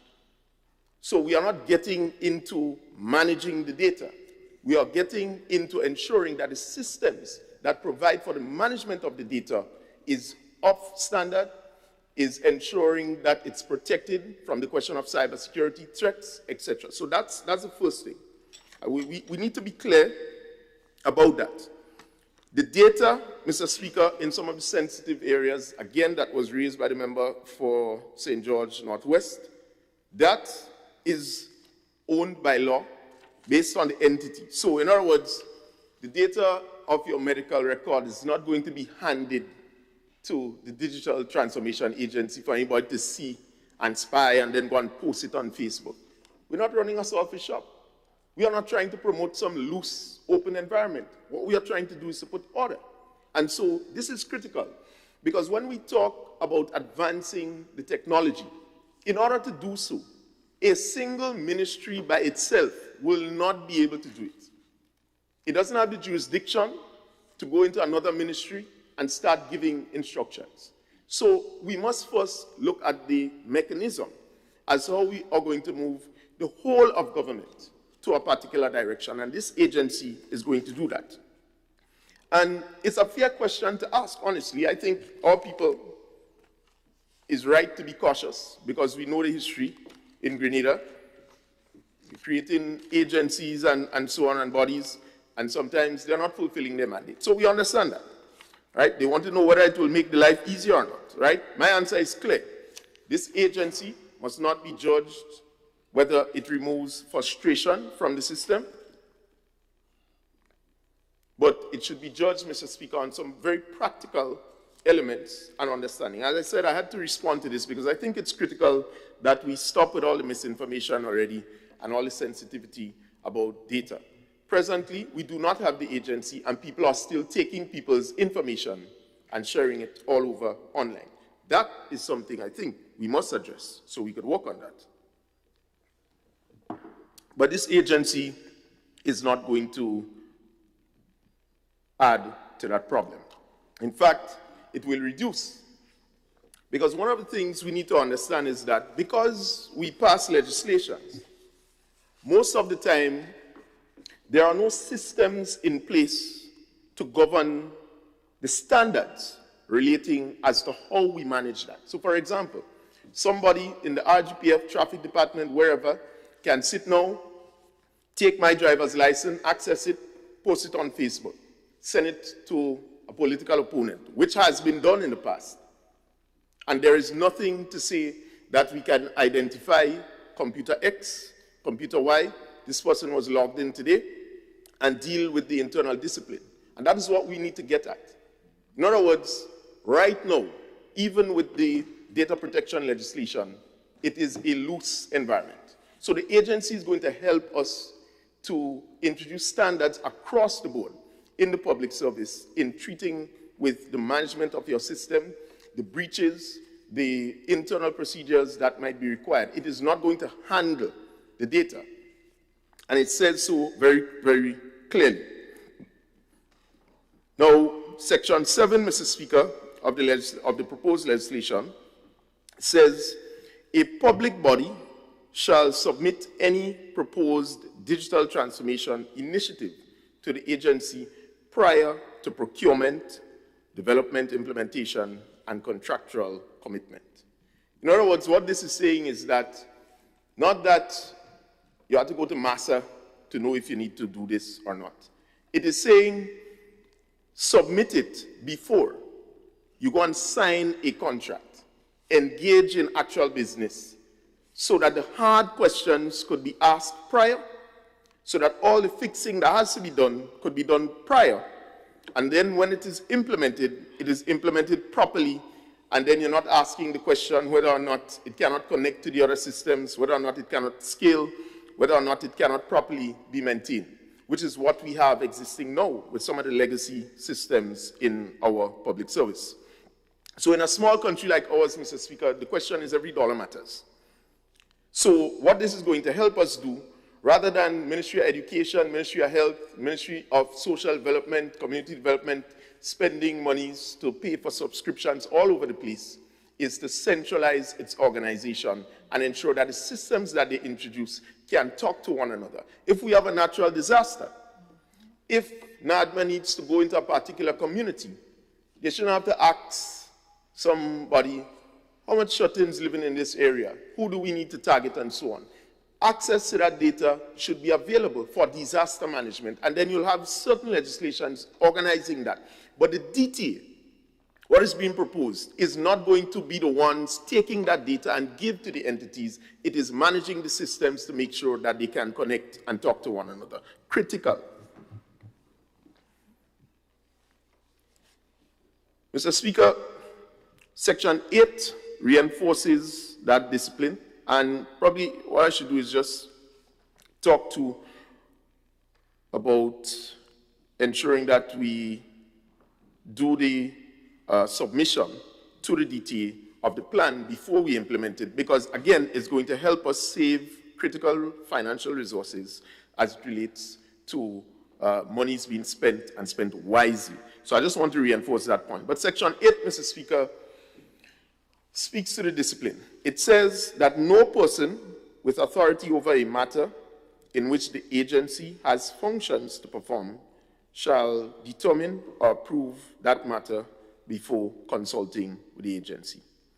In other words, again, legally, it is saying that the DTA is your final area of approval. You're not a law unto yourself. When you go and you do these things, you help create the silos that currently exist, and finance can talk to social development, pensioners can talk to social development, so some people might be on seed, some people might be receiving pension, etc. It helps the government to manage its operations. It is meant to protect the country. It is meant to make sure that when we modernize as one government. So I want to reiterate that point. Mr. Speaker, let me address another concern that was raised here again, and may even come up later in the conversation. Now, whenever the government speaks about digital systems, some people are immediate to worry about privacy. I understand it. They wonder who will have access. Thank you, Mr. Speaker. Mr. Speaker, if I could be provided with 2 minutes at least, just to wrap up, I would gladly. All right, 2 minutes granted, so you can wrap up. Thank you. So, the whole issue of the question of privacy, they wonder who will have access to the information. They wonder whether it is about watching citizens. As mentioned, it is not.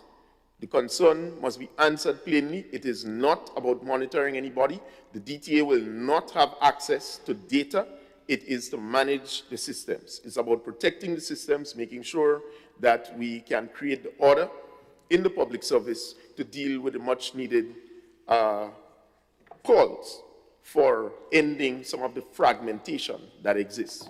It's about ensuring that the public officer who handles sensitive documents, records, or data, that information is treated with the seriousness it deserves.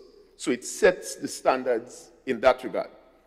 Trust certainly must sit at the center of this work, and we understand that. So, Mr. Speaker, Section 15 of the bill speaks directly to this as I wind down. It requires a person or any person with an official duty under this act to regard and deal with as secret and confidential all documents and information obtained in the course of their duties. All documents and information obtained. The bill goes further. It creates serious penalties for breaches of that obligation, and that is important. Because digital transformation, Mr. Speaker, we understand without trust will fail even before it begins. So I think that is what some people are trying to do.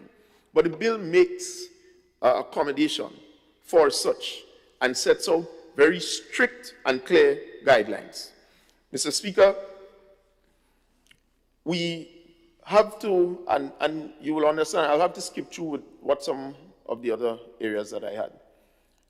We have to, as policymakers, always seek to build a better Grenada. What we are proposing here this morning is important because it will help the government to manage and coordinate its digital operations. We are not seeking to get involved in anybody's private business. We are not seeking to take data from other areas and post it on Facebook, and we are not seeking to be immature about this. Mr. Speaker, with these few words, I would like to say I fully support the passage of this bill and look forward to the operations of the agency. Thank you. Thank you very much, MP Fosin called Northeast. And is it that of the MP for St. Andrews Southwest? Yeah. Thank you, Mr. Speaker. Mr. Speaker, I stand here now. I want to give support to this bill. It's a very important bill for our country's development and also for our people's development. Because in essence, this bill represents a paradigm shift, a cultural shift in the way in which we in Grenada, as a people, go about producing and go about conducting our business. Fundamentally, Mr. Speaker, I want to begin by examining the word digital transformation and what it means. Sometimes people refer to it as digital shift. And I like the expression digital shift because really and truly it's a mindset that is now being shifted in the way in which we do business. Some people refer to it as technological evolution. Some people refer to it as digitization. Some people call it IT modernization. And you're all right. Because with digital transformation, what you are in fact doing is that you are using technology in the way in which your business operates, so that your business can become more efficient in terms of time and in terms of quality of service, so that your business can better serve and add better value to its customers. And the transformation here doesn't only apply to businesses. Of course, in the public service, we have to be more efficient.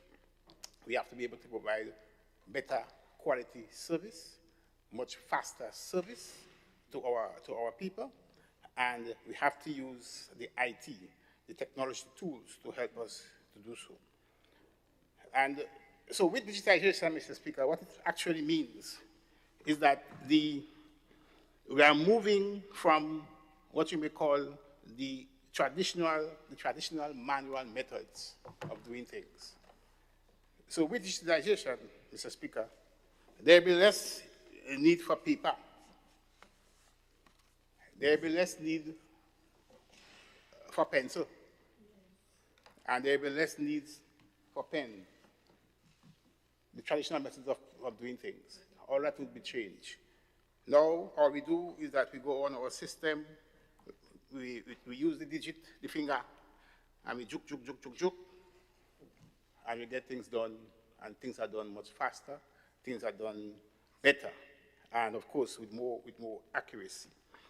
And so, Honorable MP, I wish to interrupt, as I'm going to exit the chair briefly.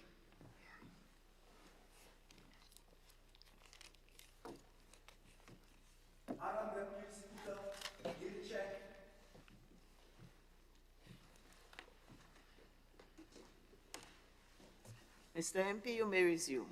Thank you, Madam Deputy Speaker. Honorable MP, actually. Pardon me? Honorable MP, actually. Honorable? Well, yes, honorable. Thanks for the choice of vocabulary.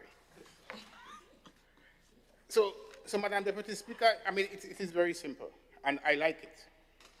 And perhaps we can be more explicit with some very simple examples. If you want to, from a business point of view, instead of going into a bank and make a line to deposit some money, you could use an app to do that. You could use an app to open an account, pay your bills, apply for a loan, right?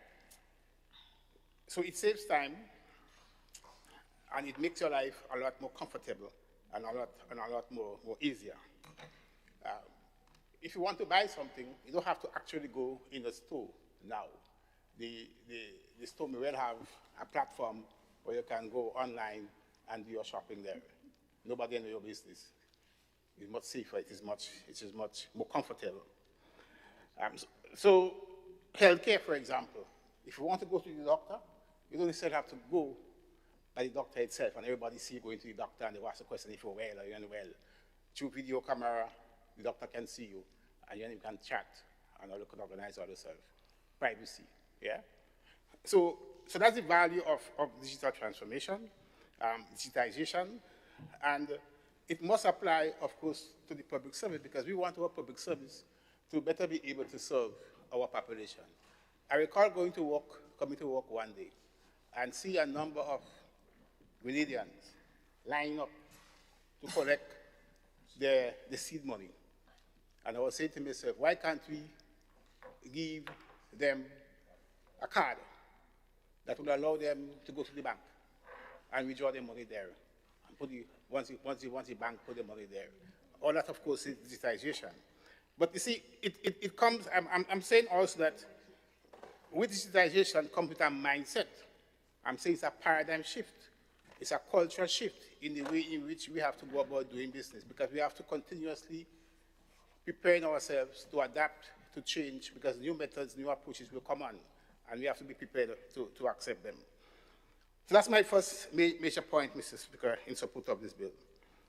My second major point in support of this bill is that with this bill, we are creating an agency. I want for a better word, we are creating an institution.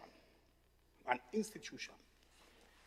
And economists have long understood that institutions play an extremely primordial role in countries' development and in countries' economic growth and transformation. In fact, the theory and the numbers will show you that where there are strong institutions existing in a particular country, development of that country takes place much faster and better. And with this agency being created, we are in fact creating an institution to ensure the long-term, sustainable, continuous development of our country. And I'm saying that because institutions are far more important than individuals. When an individual, God forbid, dies, his idea may well die. And what he was doing may well be forgotten. So institutions are different. When you die, institutions don't die with the individual, they remain. And the work continues with the institution. So they are far more, they have more longevity. When institutions speak, their voices are far more important than when an individual speaks. Yeah? And therefore, for our country's development, we need to find and we need to create institutions. And the development and the creation of that agency is a deliberate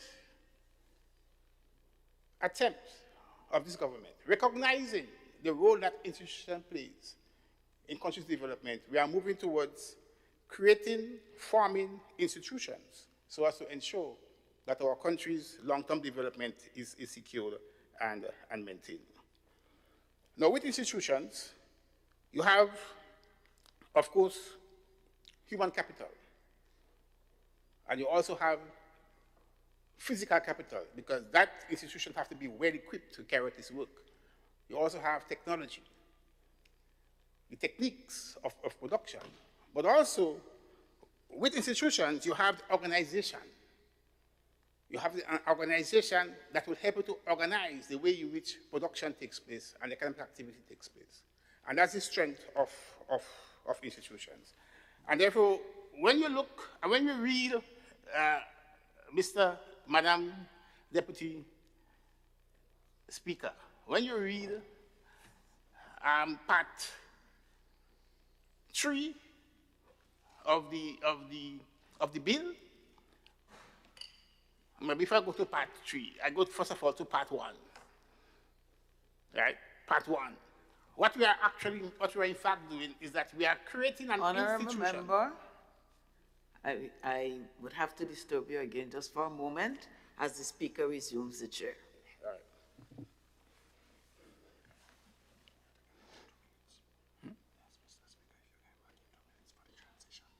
I was interested.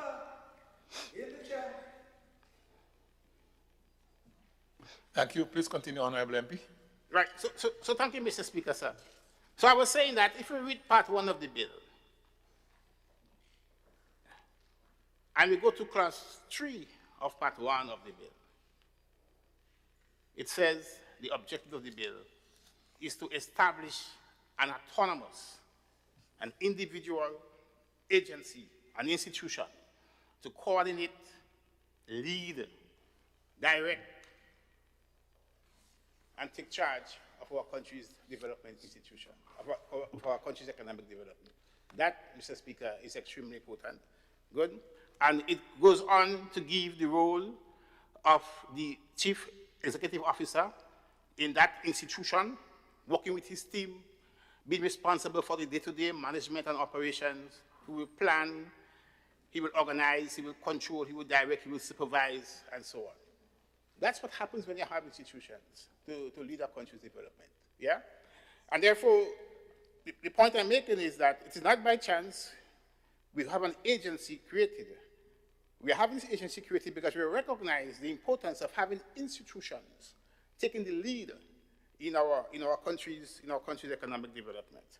And therefore, with these few words, Mr. Speaker, I reiterate that this bill brings with it a paradigm shift in how our nation and how our people must see development and how our people must go about doing business. The time will come, Mr. Speaker, when we no longer will need these in our lives. We no longer will need paper and pen and pencil. The time will come when everything will be virtual and very simple. But it means that we must start to prepare our minds for that kind of, that way of doing business. Our people have to be prepared. So we have to train our people, educate our people. Everybody in Grenada has to be computer literate. Everybody in Grenada should have a smartphone. Good. And everybody in Grenada should know how to use some basic apps and some basic programs. Good. If our economy is to grow, and if we are to become a modern society where technology is the one that dominates and controls and rules. Thank you, Mr. Speaker. Thank you very much, Honorable MP for St. Andrew Southwest. I now invite the MP for St. Mark to take the floor. Thank you, Mr. Speaker.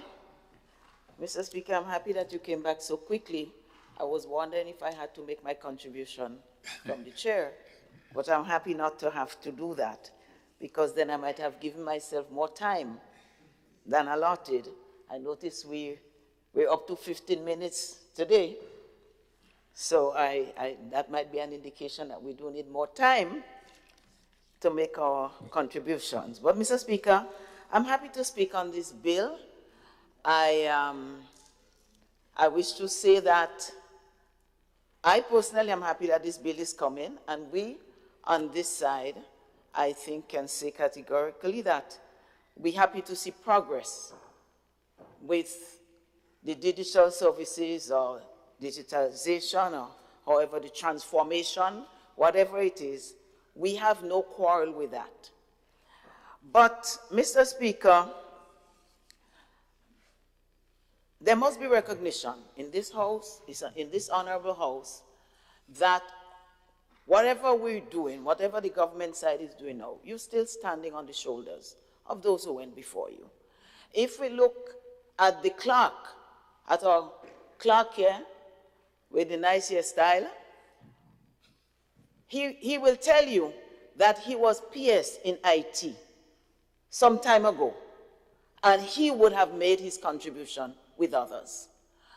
I remember during COVID, our leader of the opposition, she spearheaded as Minister of Education then, the drive to digitize our school curriculum, our classes, whatever it was, so that children who had to stay home didn't have to stay home and stagnate in terms of their education, but that they had access to classes. And I dare say that the implementation of this was perhaps one of the first in the sub-region at the time, and very necessary. And of course, the member for St. George Northwest did speak about some of the other achievements. So we have achieved. But this is a time for the next step, and we appreciate it. I do not see any need for anyone to defend any issue or to attack any issue, but there is always a reality. Even the advanced countries, they hack them, they hack their systems. Sometimes their planes can fly. This can happen and that can happen. So with innovation, with modernization, there are always pitfalls, and there are always some hesitancy because persons fear that certain things would occur. And I do not think that it is anything for us to attack, but to recognize and endeavor to fix it. And I think that is what the forward-thinking and the open-minded people do. Just accept that there is possibilities. Because when I read that bill, what came to my mind was, where is the privacy? Some of us may have nothing to be private about, but certainly if I go to the doctor for anything, and that's what came to me first because of my personal profession, that when you take the Hippocratic Oath, you vow to keep people's information, health information, confidential.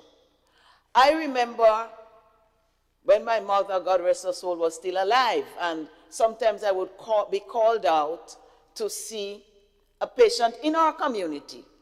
And oftentimes it would be somebody she knew. And when I came back, she would say, well, she used to call me by the nice name, Claro, what is wrong with Minister Telesford? And I would say, Mom, I can't tell you. Maybe when you see the children or you see Mr. Telesford, you can ask him. And she never understood why I couldn't tell her why I went to visit that person. But after a while, that becomes ingrained in you, that this is what you do and this is how you do it regardless. And so people's health information, and there would be other information as well, because I did hear my learned friend from St. George Northeast. He did say that the agency will not have access to data. But I think the bill does not support that, because it defines data, what it entails, and maybe what the agency deals with, and so on. So it does have data. And so the question is, how do we protect people's data? How do we avoid those pitfalls and keep what is supposed to be private, private? And how do we exploit the opportunities that the digitization or the digital transformation affords us so that our country can thrive? And no bill is perfect. That is why every now and then, this parliament, parliaments before us, and parliaments after us will come back and do amendments to bills. So let us not go down the road of being defensive. This is a good move. This is a good step in the right direction. And let us acknowledge that other steps have been made. But let us be let us explore ways as to how we can protect people's private information. And I know, for example, with health, that there will be situations where there might be a court ruling where information would have to be divulged. And if that has to be so, then so be it. But on a regular basis, a patient should have the confidence that his or her information would remain confidential.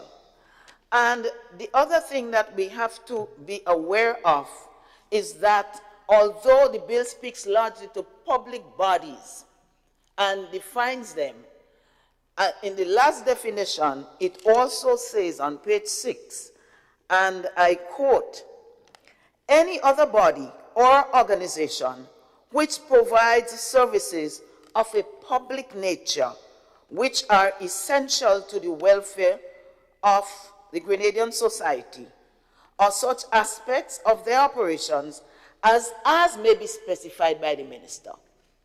So, any other body or organization that provides services of a public nature.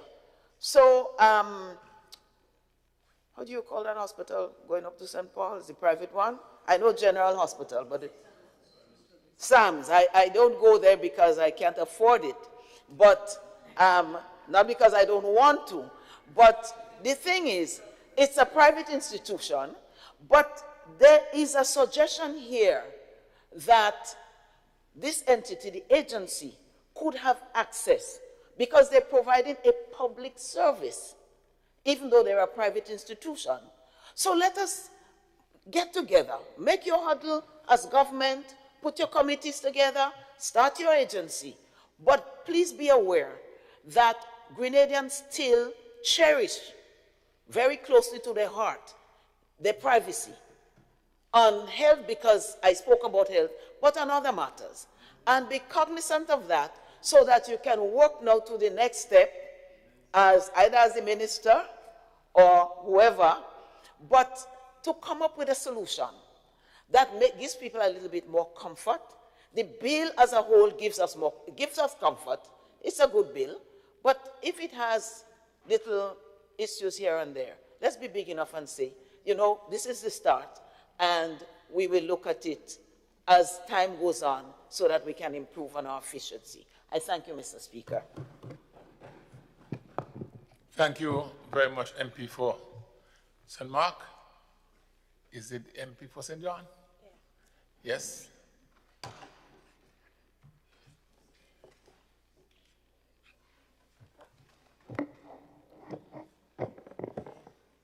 Thank you, Mr. Speaker. I rise together with my colleagues on this side of the House, through you, Mr. Speaker, in support of this very important bill. Initially, I was not going to offer my support for Hansard, but I think it is very important, given that we have our young aspiring legislators in the room, that they live here with sound information and not be misled into what we are trying to achieve with this Digital Transformation Agency bill, Mr. Speaker. So, Mr. Speaker, this bill is not only about technology, it is not merely about software, systems, platforms, databases, or digital services. At the highest level, Mr. Speaker, this bill is about the capacity of the state to govern in a modern era. Because, Mr. Speaker, I believe that the modern state must do three things at the same time. The first, it must be strong enough to deliver and restrained enough to be trusted. It must be efficient, but it must also be accountable. The second, it must use information intelligently, but it must protect the dignity and privacy of the citizen. And the third, Mr. Speaker, it must modernize, but it must modernize within rules. That, Mr. Speaker, is the balance that this bill invites us to strike. For too long, digital transformation across the public sector has been approached in a very fragmented way, and I will not expound on it because my colleagues on this side have already gone into that, Mr. Speaker. One public body moves in one direction, another public body procures a different system, one department stores information in one format, another agency stores similar information differently. Some systems communicate, many do not, Mr. Speaker. Some platforms are secured and updated, others become legacy systems, exposed to risk and difficult to manage. And so the result of this is duplication, inefficiency, inconsistent standards, wasted public resources, and of course, frustration for citizens. So when we speak about this digital transformation, Mr. Speaker, we must be clear. The problem is not simply that Grenada needs more technology. The deeper problem, Mr. Speaker, is that Grenada needs stronger governance of technology. Mr. Speaker, Grenada is not inventing a new experiment. In fact, I did some research, and I have found that Grenada, this government, is joining a regional movement towards disciplined digital governance. For example, Mr. Speaker, Jamaica has established, I think it's called an ICT authority. Belize has also enacted a Digital Government Act. Barbados has moved aggressively on the digital government, data protection, and public sector modernization. And so the lessons from the region, Mr. Speaker, is clear that digital transformation succeeds where it is centralized enough to set standards, but disciplined enough to protect rights. So we've heard concerns raised about privacy, Mr. Speaker, and my answer is not to dismiss them. The answer that we must give in this House, Mr. Speaker, is that those concerns that were raised is in fact strengthen the case for this bill. Because the worst privacy environment, Mr. Speaker, is not a governed digital state. It is a fragmented state where sensitive information exists across multiple public bodies with uneven standards, uneven security, uneven procurement, and unclear accountability. So, Mr. Speaker, this is the heart of the matter. Sensitive information already exists across government. Medical information already exists. National insurance information already exists. Tax information, Mr. Speaker, already exists. Civil registry information, Mr. Speaker, already exists. Education records already exist. Social support records already exist. Immigration records already exist. Business records exist, Mr. Speaker. Land and licensing records exist as well. So the question before us is not whether these categories of information exist, they already do. But the real question, Mr. Speaker, is whether the state will continue to manage them through disconnected systems, or whether we will create a disciplined institutional framework that sets the standards, improve the interoperability, and monitors compliance and strengthens data accountability. Mr. Speaker, concerns was also raised about the broad definitions that were given as explanatory notes to us in this honorable House. In legislation, Mr. Speaker, what I have learned in my short stint as a law student in TAMCC, definitions are never decorative. They shape the reach of the law, Mr. Speaker. They determine the architecture of implementation, for lack of a better word. And so, yes, definitions must be treated very seriously. But, Mr. Speaker, broad definitions are also necessary in a digital environment that changes constantly. If we define, for example, digital systems too narrowly, the law becomes outdated almost immediately, Mr. Speaker. Technology evolves, the methods of storage evolve, identity systems evolve, platforms evolve, cyber risk, Mr. Speaker, evolves.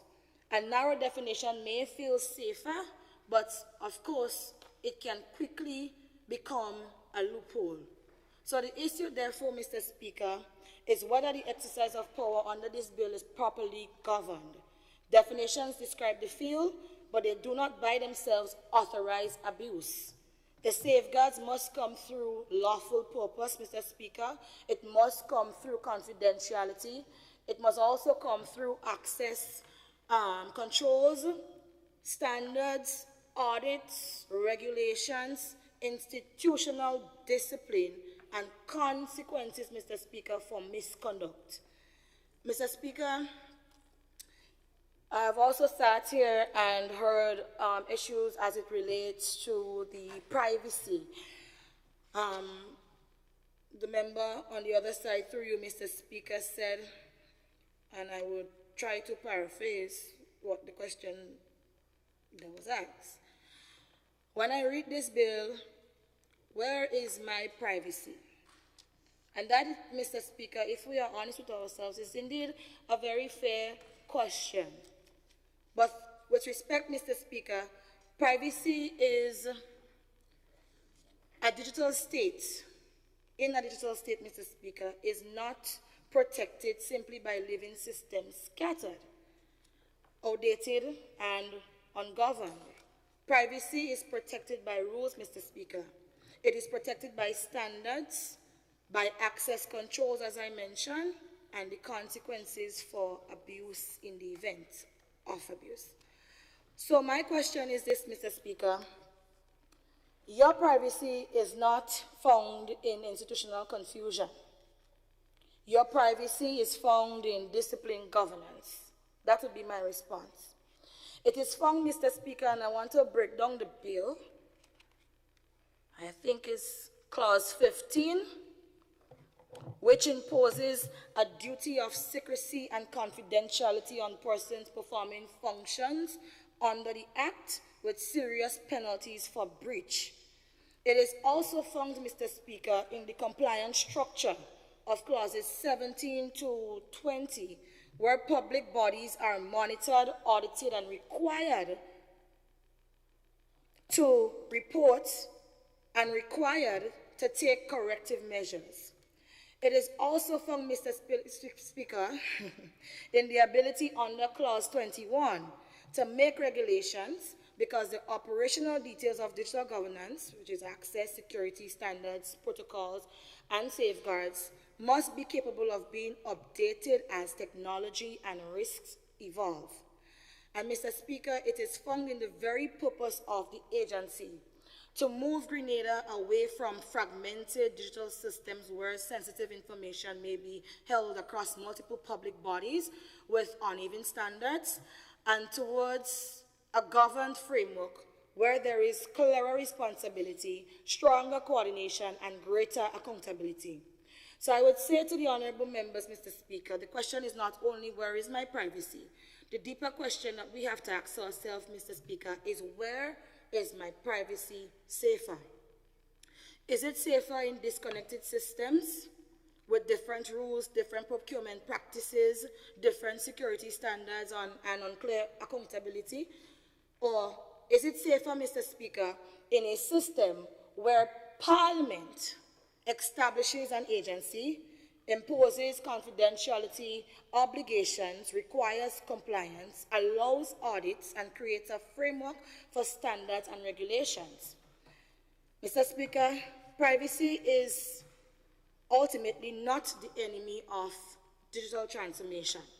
Privacy is one of the reasons that digital transformation must be properly governed, and that is precisely why this bill is before this House. So, Mr. Speaker, this bill, in my view, provides that kind of institutional foundation that we are requiring at this point in time in our development as a small island state. It is not the entire House. We have regulations, standards, protocol, audits, training, and enforcement must follow.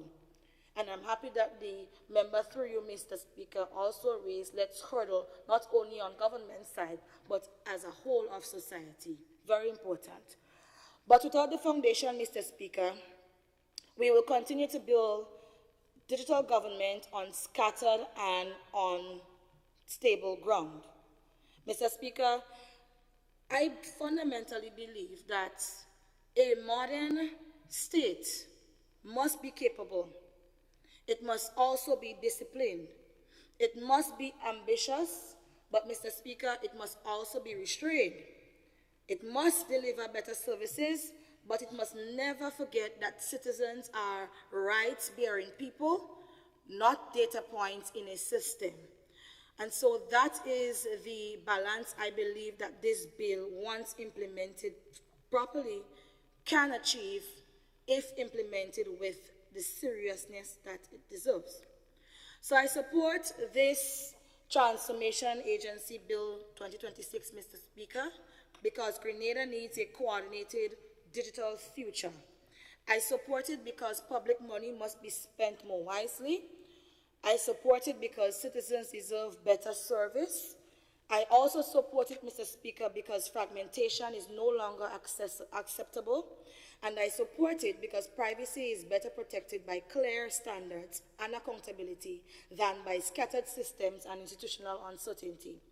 So, Mr. Speaker, this bill is not about giving the state power over citizens, as was alluded to indirectly in this House. Properly understood, Mr. Speaker, and if we take our time to read the papers that comes before us, we would know, Mr. Speaker, that this bill is about making the state more capable of serving the citizens while also being more accountable in how it uses the tools of the digital age.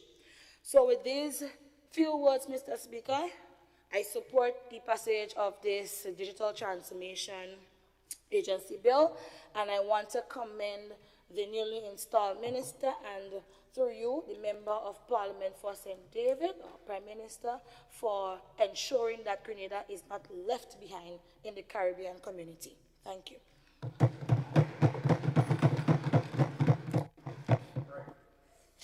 Thank you, Honorable MP for St. John.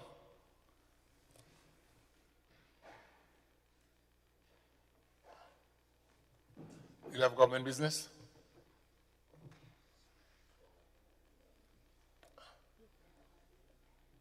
Honorable Leader of His Majesty Opposition.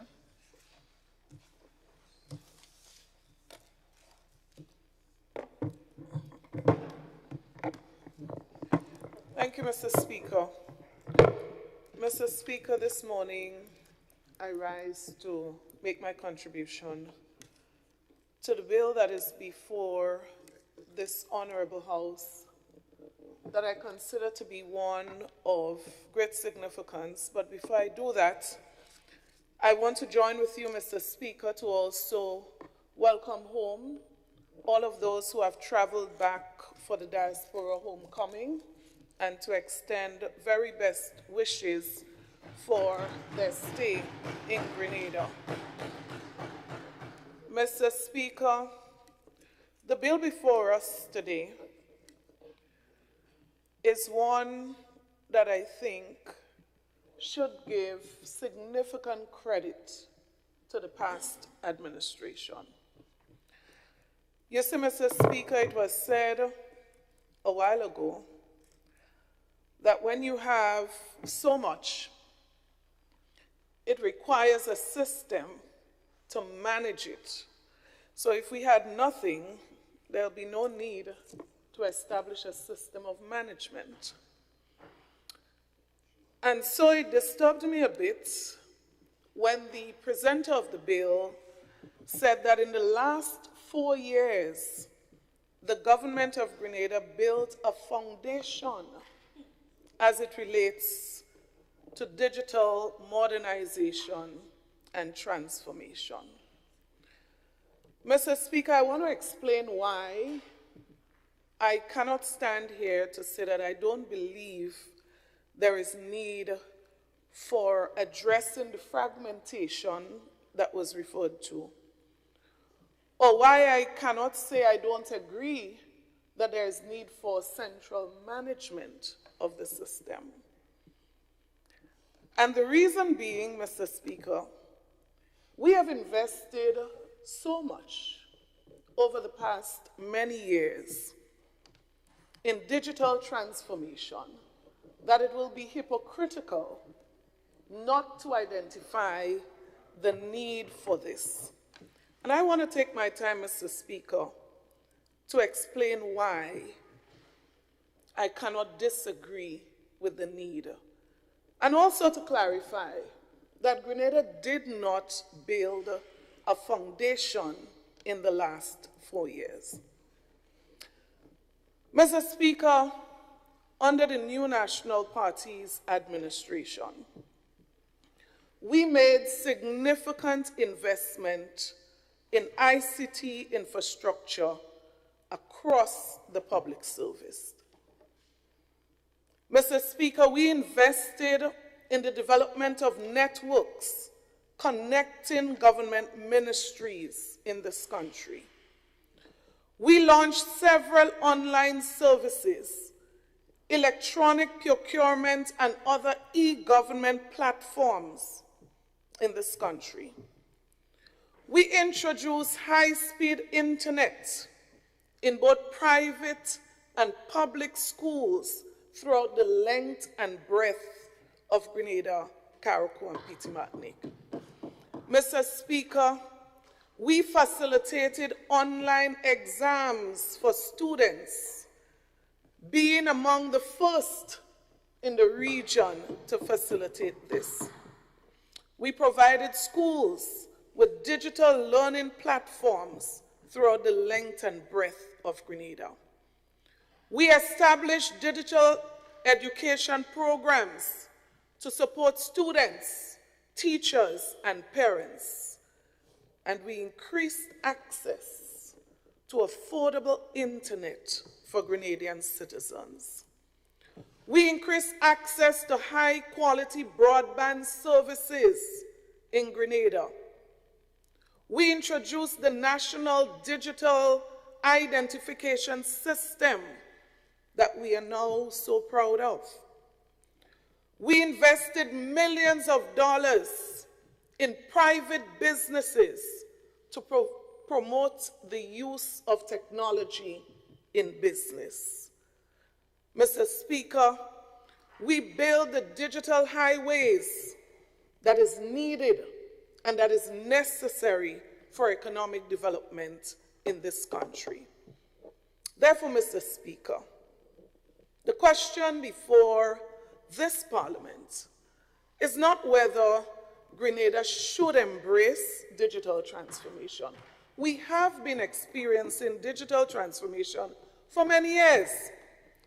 The question, Mr. Speaker, is really whether or not the particular bill before us that speaks to the creation of an agency creates the right institutional framework, whether it creates the safeguards that are necessary, whether it creates, Mr. Speaker, the best structure and system, and whether, Mr. Speaker, in its current format, will deliver value for money. That is what really is the essence of why we are here. So again, I repeat, Mr. Speaker, the foundation was inherited by the current administration. So, Mr. Speaker, I want to use the opportunity, therefore, to identify a few concerns as it relates to the bill, which in essence we said we have no major problem with the introduction of an agency. But it has to be within a certain context. So when we look at what is within the bill, and I'm not speaking about intentions in people's mind, I'm talking about what is in the bill. Because it's okay to speak about what your intention is, unless it is contained clearly in the document. Mr. Speaker, we have to identify the concerns. So, Mr. Speaker, Clause 22 allows the transfer of digital systems and related documents to the agency. Quite obviously, Mr. Speaker, contained in there, we would say that very large volumes of government data are concentrated through one institution. And, Mr. Speaker, we are concerned about how that integration, because that would obviously have to be facilitated through a new system. And we are concerned about exposure and risk as it relates to this. There was reference, Mr. Speaker, to security, the increased possibility of cyber attacks. Mr. Speaker, all of this, the clear independence, Mr. Speaker, as it relates to oversight, Mr. Speaker, I believe that the bill is still lacking in that regard. Mr. Speaker, broad access to power. Under Clause 18, it allows the agency or persons authorized by the agency to access documents, ICT systems, operational procedures, internal controls of public bodies. Mr. Speaker, that, to me, identifies the need for increased safeguards and abuse. Who determines, Mr. Speaker, what information can be accessed? Is there an independent review process? There are so many questions reading this bill, Mr. Speaker. What protection, and we repeat again, what protection exists for sensitive personal data? And I hear, Mr. Speaker, that the agency does not access private and personal, or will not have access to private and personal data. I challenge someone this morning to show me where in the bill it says that the agency cannot access private and personal data. I would like to see where exactly this is expressly stated that one can be consoled that this will not be the case. Mr. Speaker, interestingly, absolutely no reference was made to financial implications. Absolutely no reference.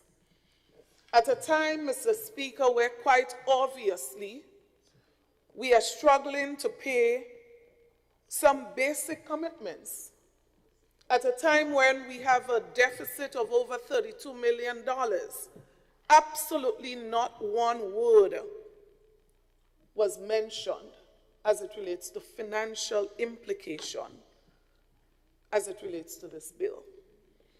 So no estimated annual cost, no idea as to what the staffing requirement is going to be, no idea of the kind of salary that would be paid to a new CEO of this company, of this agency.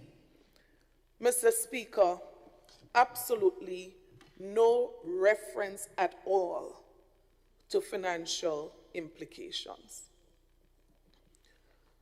But an even more important reference, Mr. Speaker, is that of duplication. This bill, Mr. Speaker, does not reference in any significant way the relationship or the role of the Ministry of ICT. So the question is, do we need an entirely new agency?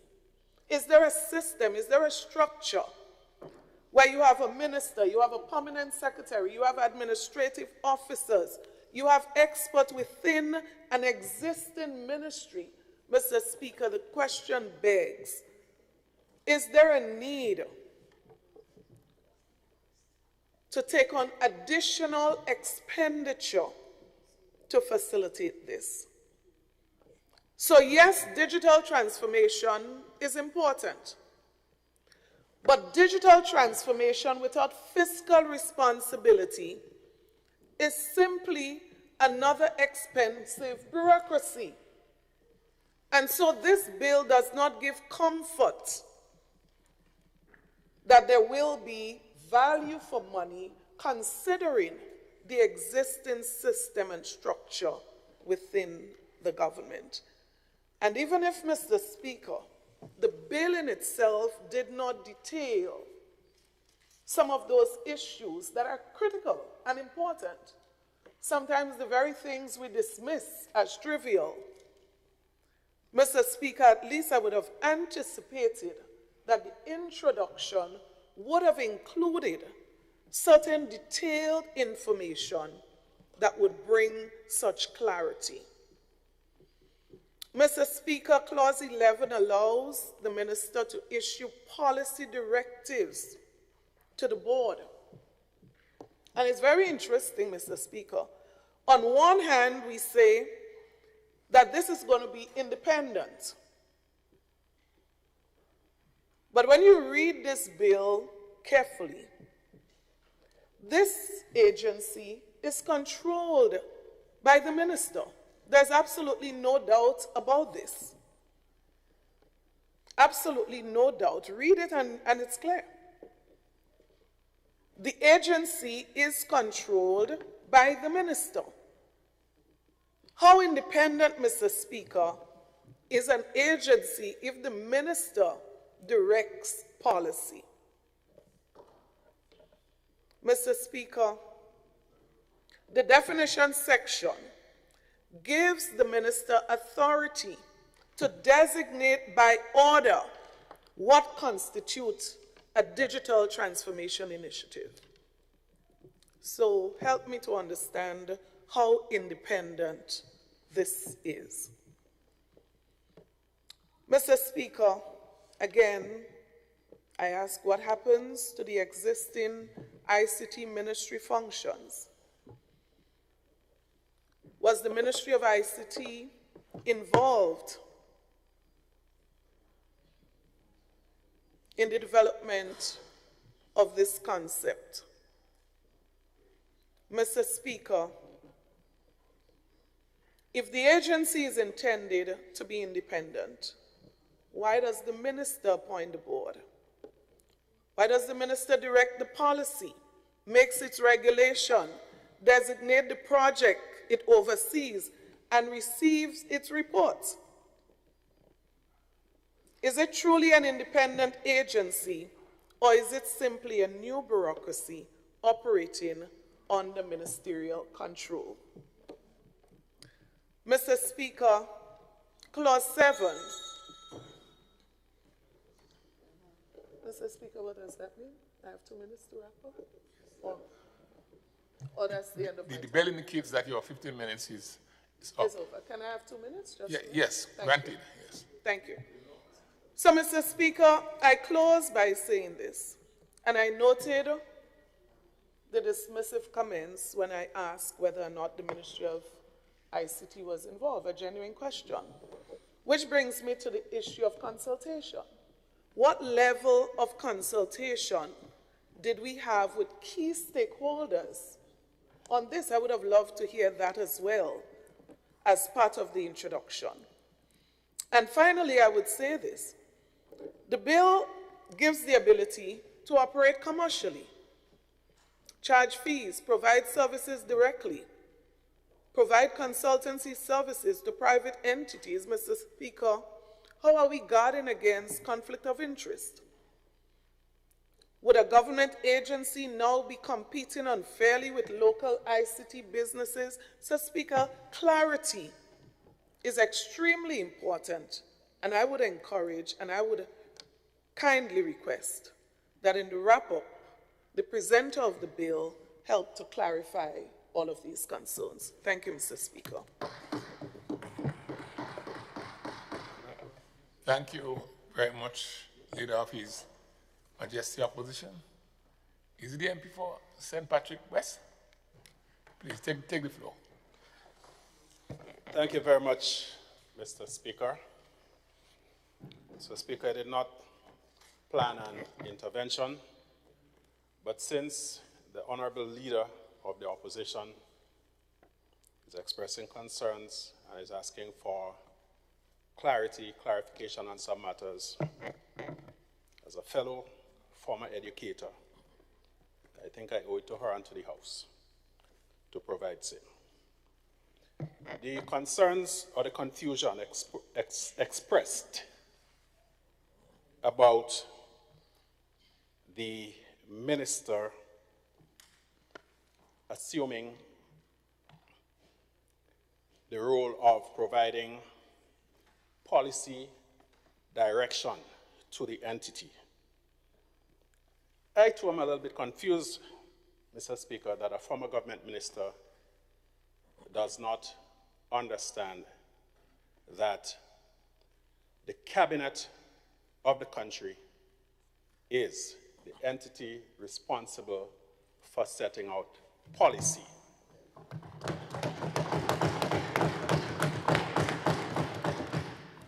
The agencies are created to execute the policy. They are there for administrative and implementation purposes. They do not exist in a vacuum, Mr. Speaker. The honorable member for St. Andrew Southeast also expressed concerns that the entity will not be independent since the minister will have certain powers.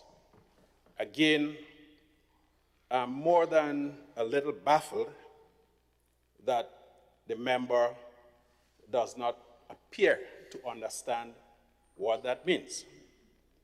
The minister is not executing a personal responsibility, but rather representing the views of the cabinet. So when in the parlance of governance, one hears that the minister may or shall do X, Y, or Z, it is not in the individual capacity, but as an expression of the collective will of the cabinet.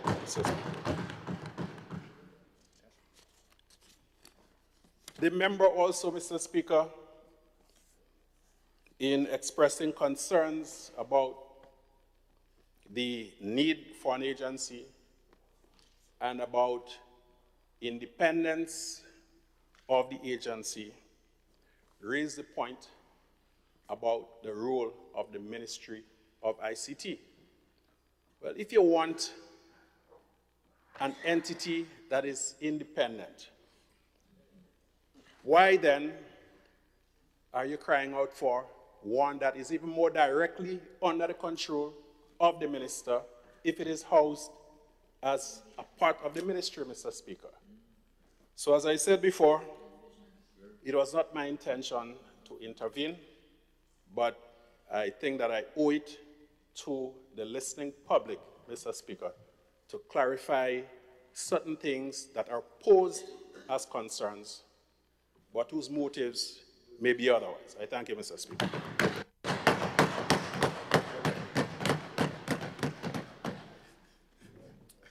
Thank you very much, MP for St. Patrick West, and I now invite the MP for South St. George. The Great South. To take the floor. The Great South.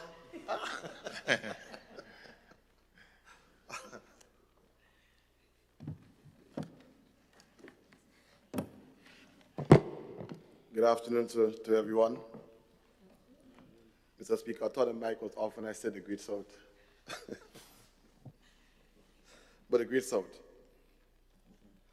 Mr. Speaker, for a while I thought the bill that was being proposed today was who should be given credit for the bill. Mr. Speaker, every time a bill comes in Parliament, and it seems to be a good bill that the other side maybe never got involved in, the debate is always, Mr. Speaker, who was responsible and what did they do? So, Mr. Speaker, I want to start by thanking the opposition for everything they did to better ICT, to better the digital transformation, Mr. Speaker. I want to give them the credit where the credit is due, right? But, Mr. Speaker, I also listened to the shade being thrown on the other side, Mr. Speaker, about the financial implication, implying that we cannot meet basic commitment. Mr. Speaker, I will say it here in this House today that we have managed the economy better than they ever did.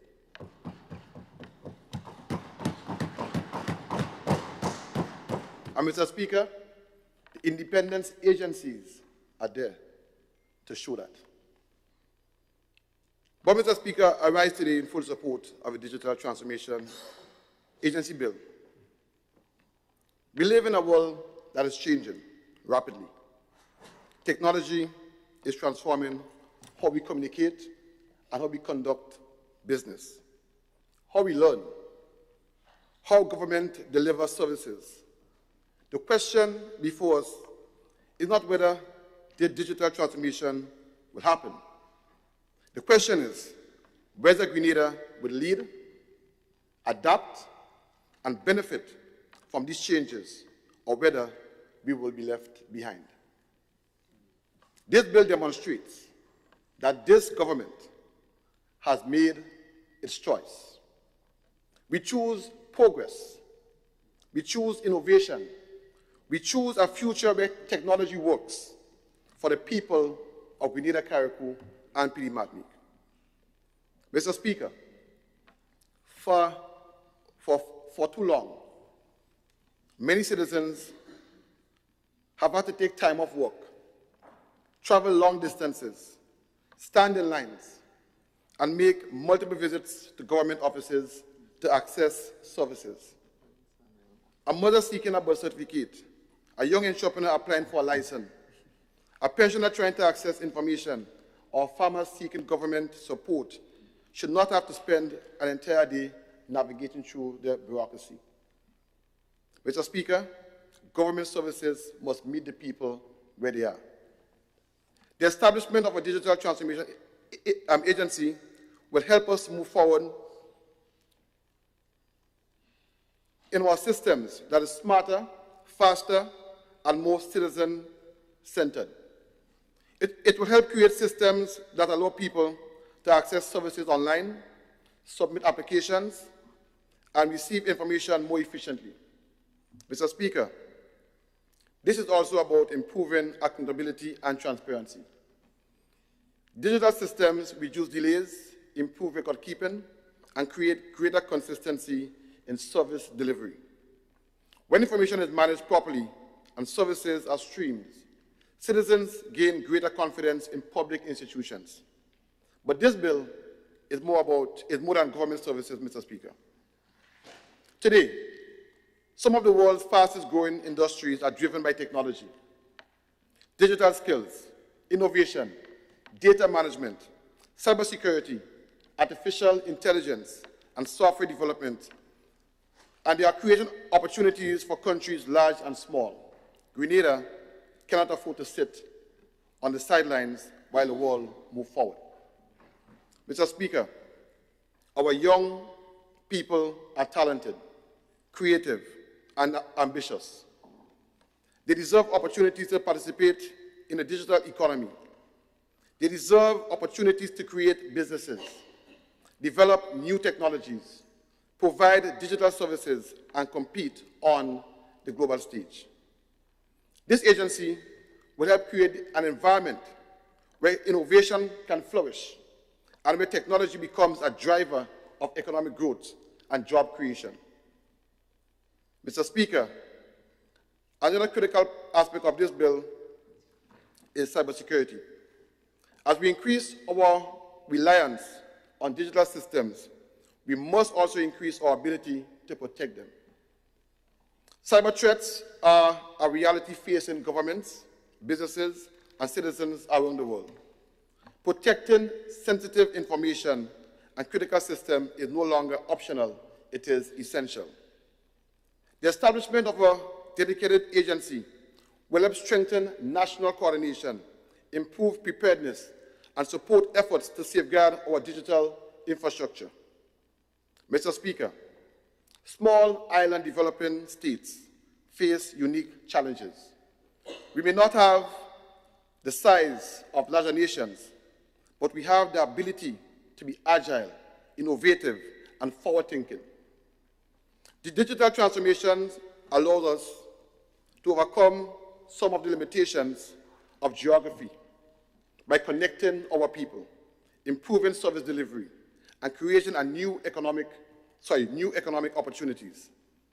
This bill recognizes that the future of our national development will be increasing through digital transformation.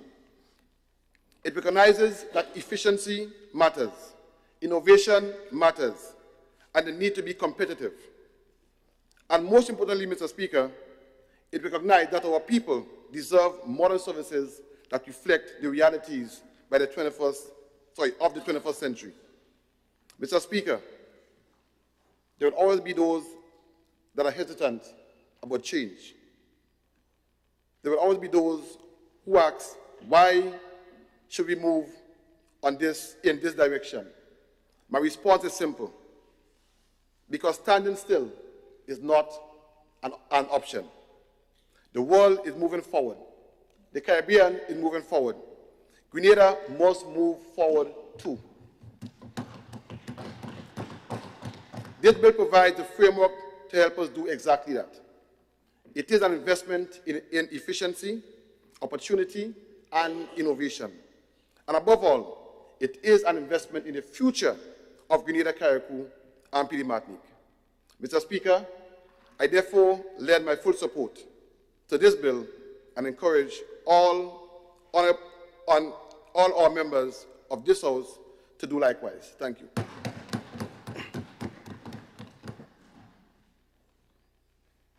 Thank you very much, MP for South St. George. I now invite the Leader of Government Business. Thank you, Mr. Speaker. Mr. Speaker, firstly, I want to express my deep and profound gratitude to members of this Honorable House who have added their voice to the debate on this very important, though simple, bill for the creation of a digital transformation agency, keeping in line with the government of Grenada's transformation agenda and Vision 75. Mr. Speaker, in concluding this debate, I wish to shine a light on a couple of things. Firstly, the opposition did say that the bill must protect people's privacy, and quite rightly so. But I want to also say that this bill is only one in the many bills that have been passed since 2022 towards our digital transformation agenda. And as far as the protection of people's data is concerned, I wish to refer this Honorable House to March of 2023, less than 1 year when we took office, when this Honorable House, Mr. Speaker, gathered to pass what we call the Data Protection Bill 2023. That bill, Mr. Speaker, offers protection to people's personal data. And it was important, and it still remains relevant and important, because all of the stuff that we are doing is towards protecting people's privacy, people's information, and ensuring that the integrity of the system is maintained. So, Mr. Speaker, in that bill, that said bill of 2023, there is also the protection for whistleblowers within organizations. And that is the extent to which the bill had gone to ensure that people's data is protected. Mr. Speaker,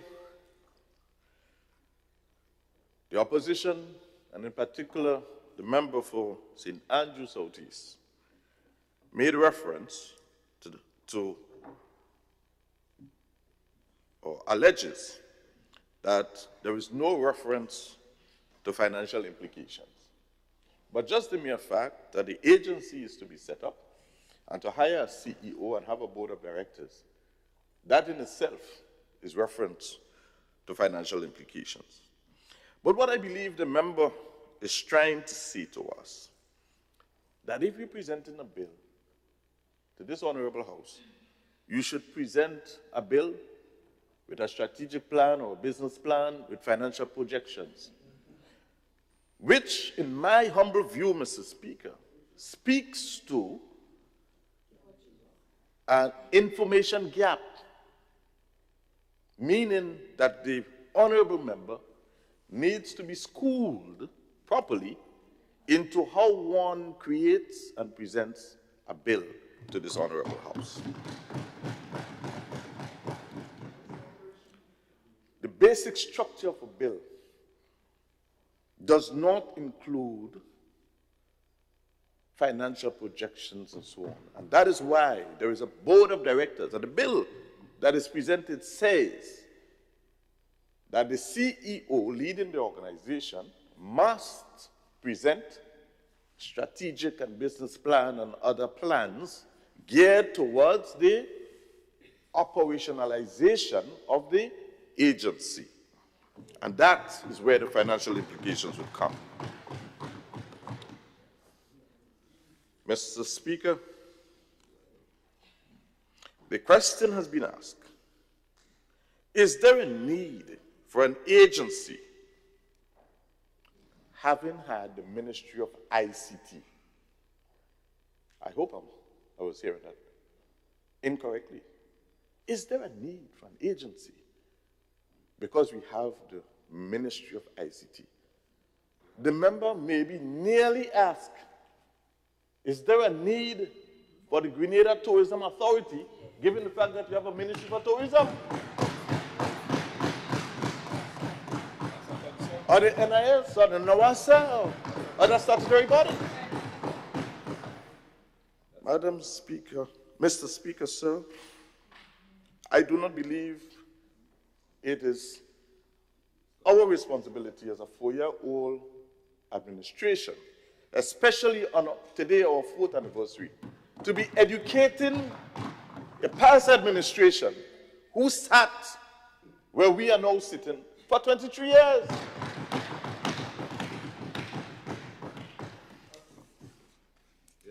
Mr. Speaker, with love, we offer freely wisdom. We offer freely guidance and instructions. Question: why does the minister have to appoint a board? A question. A question. Why does the minister have to appoint a board? Well, I think based on what I have learned when I came in, just in 4 years, is that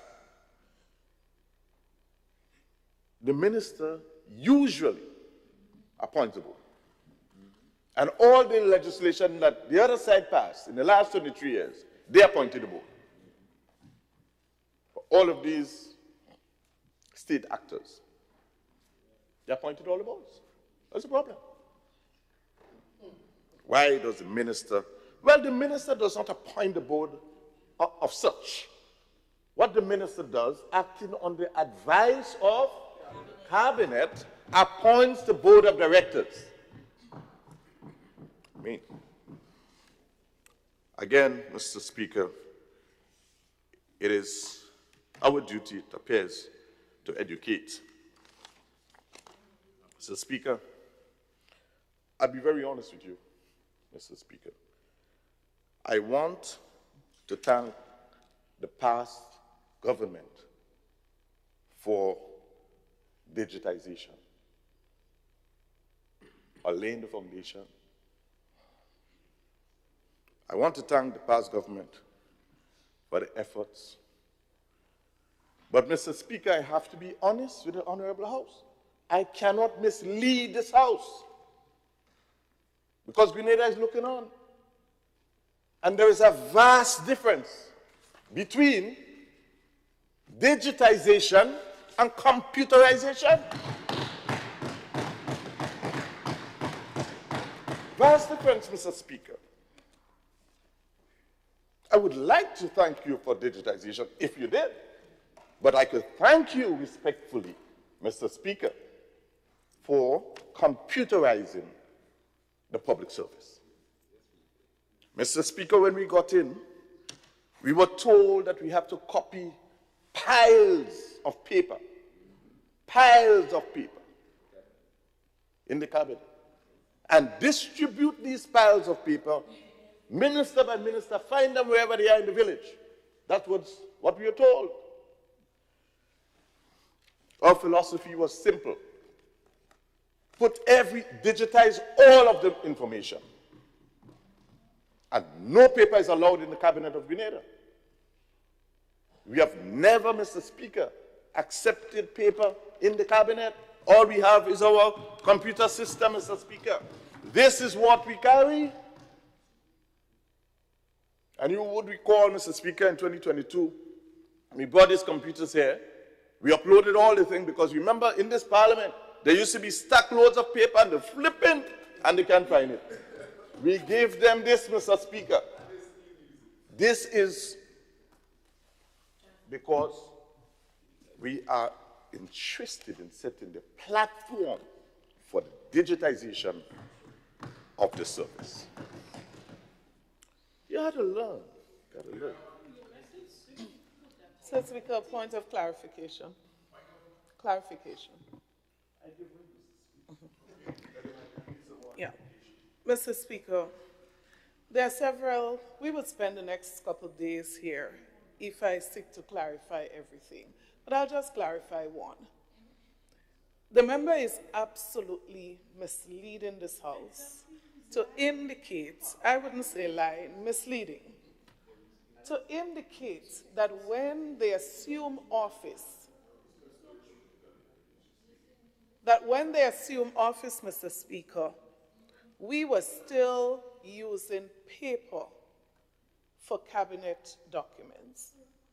Mr. Speaker, digitization of the cabinet office and the function of cabinet started long before this new administration came into office. There was no paper in Parliament. Every single document, there was no distribution of documents to members of cabinet. Everything was on a computer provided to members of cabinet. Mr. Speaker, I'll just clarify that one, but I believe almost every comment made in response was misleading. But maybe we don't have the time to clarify every single one. But I just use that example to show, Mr. Speaker, you stand here to say that we sat in cabinet and they had to initiate digitizing of the function of cabinet. Mr. Speaker, nothing can be more far from the truth. And I'll just use that example. Leader of Government Business. Thank you, Mr. Speaker. So, Mr. Speaker, as I said, I was struggling to offer appreciation for digitization. Because, Mr. Speaker, what we met, I could only speak about what we met. Computer software system, computer and software systems implemented based on a hit and miss philosophy. No real structure, Mr. Speaker. And that is why we are...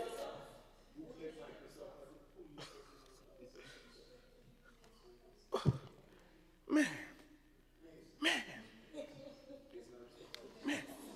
Scattered system. Many computers functioning and dysfunctioning. You don't know what working, what didn't work. E-platform, taxation. E-platform. Yes, it's a platform. But, Mr. Speaker, it doesn't work. It didn't work. High-speed internet. There's no digitization. But maybe you flow.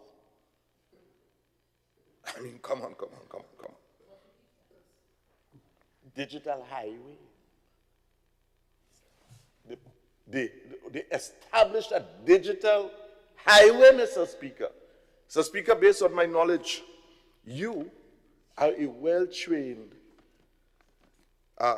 computer expert or want of proper understanding of what you do, but I know you're into this. Yeah? Digital transformation. It's not computerization. Mr. Speaker, I submit, these are my words. What we met was not digitization. It hardly satisfied the requirements of computerization. What we met was called tinkering. Tinkering. But what we are doing now is called transformation. But sorry, Mr. Speaker, for having to correct the honorable member with love. I want to thank again, you all were so good, really good. And I really want to thank the members for, we can respond to all the thing about people using the phone in the house, and they're learning, they're still doing it. And people, you know, we're not going in there, Mr. Speaker. We just want to thank and say how much we appreciate the contribution to this bill. And we now commend this bill to the Honorable House. Thank you, Mr. Speaker. Thank you, Leader of Government Business. Now, after all this debate, honorable members, the question is that this bill be read a second time. All those in favor, say aye. Aye. Those opposed, say no. The ayes have it. Indeed, the ayes have it.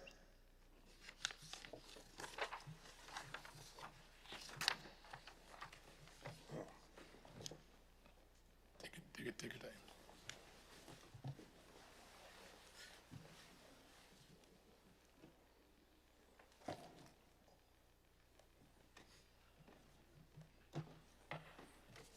A bill shortly entitled Digital Transformation Agency Bill 2026.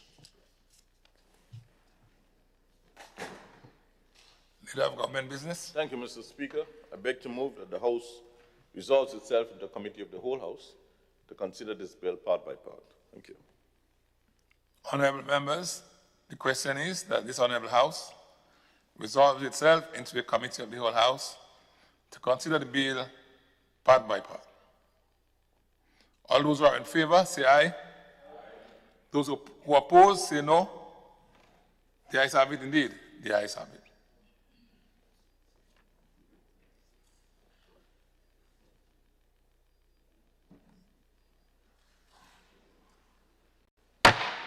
This Honorable House is now in committee.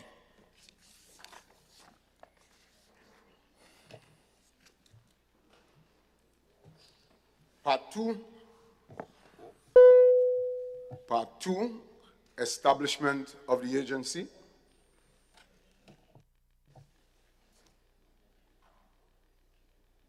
Honorable members, the question is that Part 2 forms part of the bill. All those in favor say aye. Aye. Those opposed say no. The ayes have it. Indeed, the ayes have it. Part 3, governance and administration. Honorable members, the question is that Part 3 forms part of the bill. All those in favor say aye. Aye. Those opposed say no. The ayes have it indeed. The ayes have it. Schedule 1, Board of the Agency, Constitution and Proceedings of Meetings. Honorable members, the question is that Schedule 1 forms part of the bill. All those in favor say aye. Aye. Those opposed say no. The ayes have it. Indeed, the ayes have it. Schedule 2, Financial Provisions and Accountability. Honorable members, the question is that Schedule 2 forms part of the bill. All those in favor say aye. Aye. Those opposed say no. The ayes have it. Indeed, the ayes have it.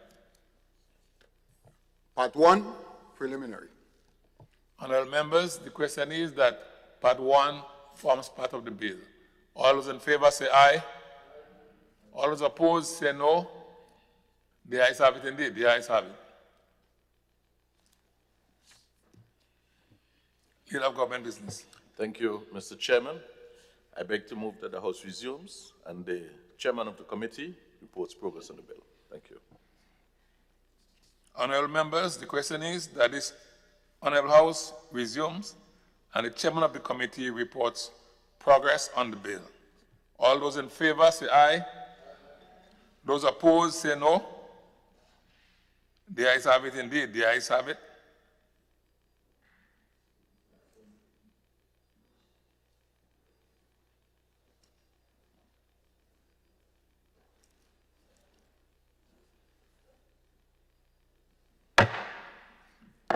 This Honorable House now resumes. Honorable members, I have to report that the bill was considered by a committee of the whole House and passed without amendment.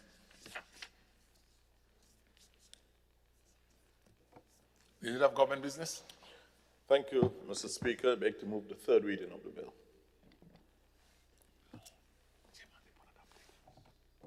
Thank you, Mr. Speaker. I beg to move that the chairman's report be adopted. Honorable members, the question is that the chairman's report be adopted. All those in favor say aye. Those opposed say no. The ayes have it. Indeed, the ayes have it. Leader of Government Business. Thank you, Mr. Speaker. I beg to move the third reading of the bill. Honorable members, the question is that the bill be read a third time. Honorable members, the question is that the bill be read a third time and pass. All those in favor say aye. Those opposed say no. The ayes have it. Indeed, the ayes have it. A bill shortly entitled Digital Transformation Agency Bill 2026.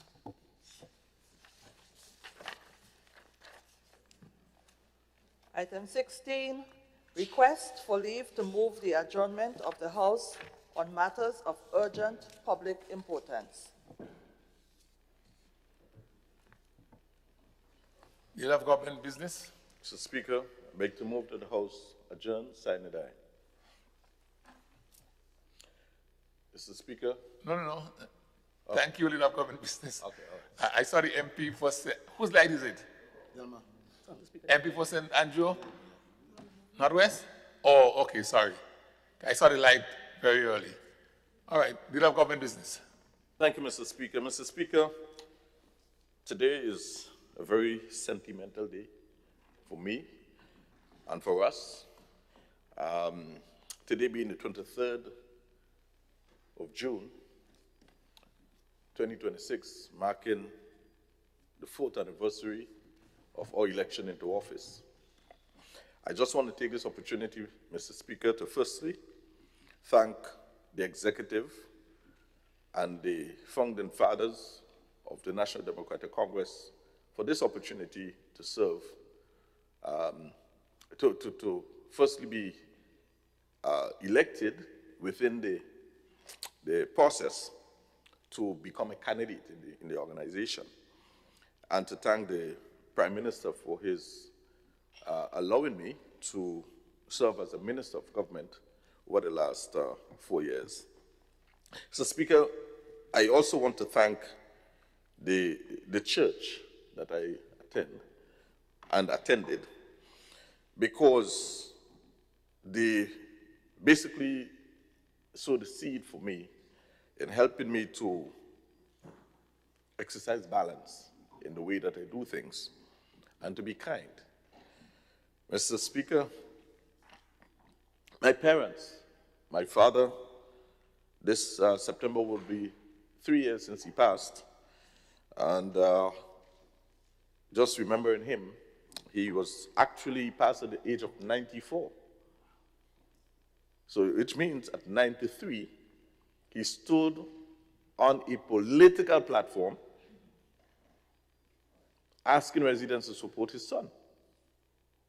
My mother, who is now 86 and still alive, also did the same.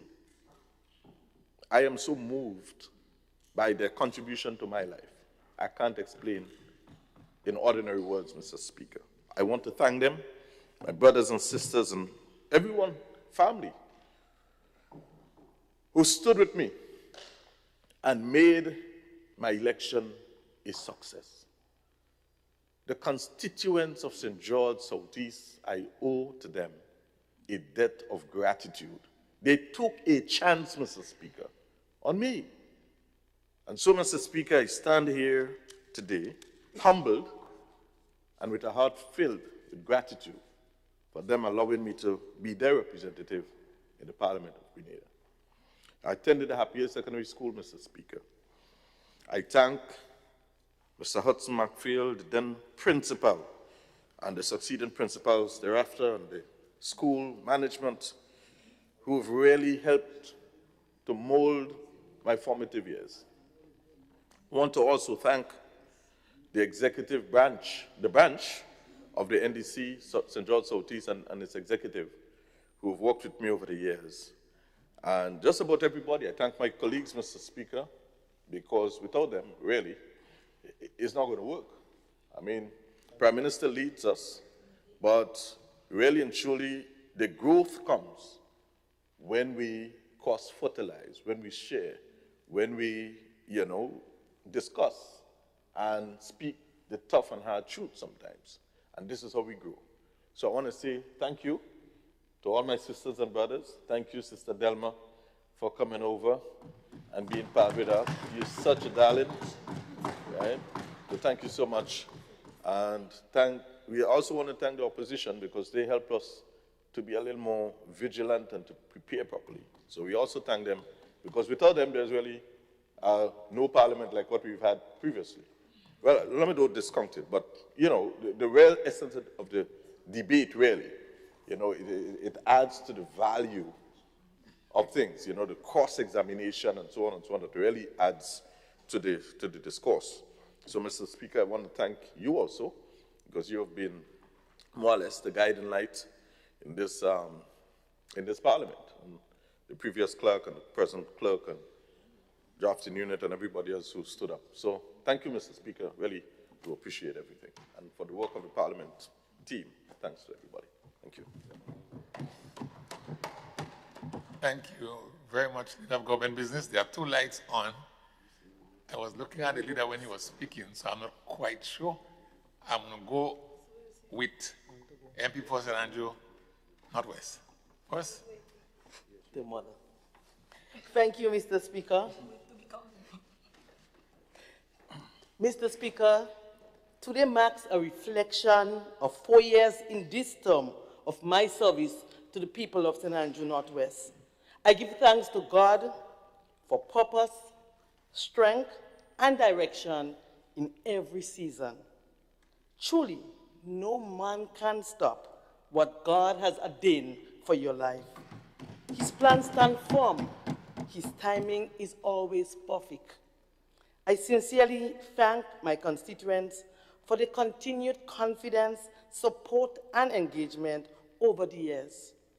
That trust remains the foundation of my service. I'm also grateful for the team, Mr. Speaker, both past and present, and the partnership that have welcomed, supported, and allowed me the space to continue the work of serving the people effectively. This is about purpose, and I remain committed to serving with humility, consistency, and dedication to the people of my constituency and the rest of Grenada, Carriacou, and Petite Martinique. As I reflect, Mr. Speaker, on the journey thus far, I do so with gratitude and faith. After almost 3 terms of service, I know for sure, Mr. Speaker, that my story is still being written by God. The same God who opened doors no man can shut, carried me through seasons of challenge and triumph, and sustained me every step of the way, is not yet finished with me. With him, the future remains bright, the purpose remains clear, and the journey continues. I thank you. Thank you, Honorable MP for St. Andrew Northwest. And I invite the MP for St. George Northeast. Is it his light? St. John. St. John's.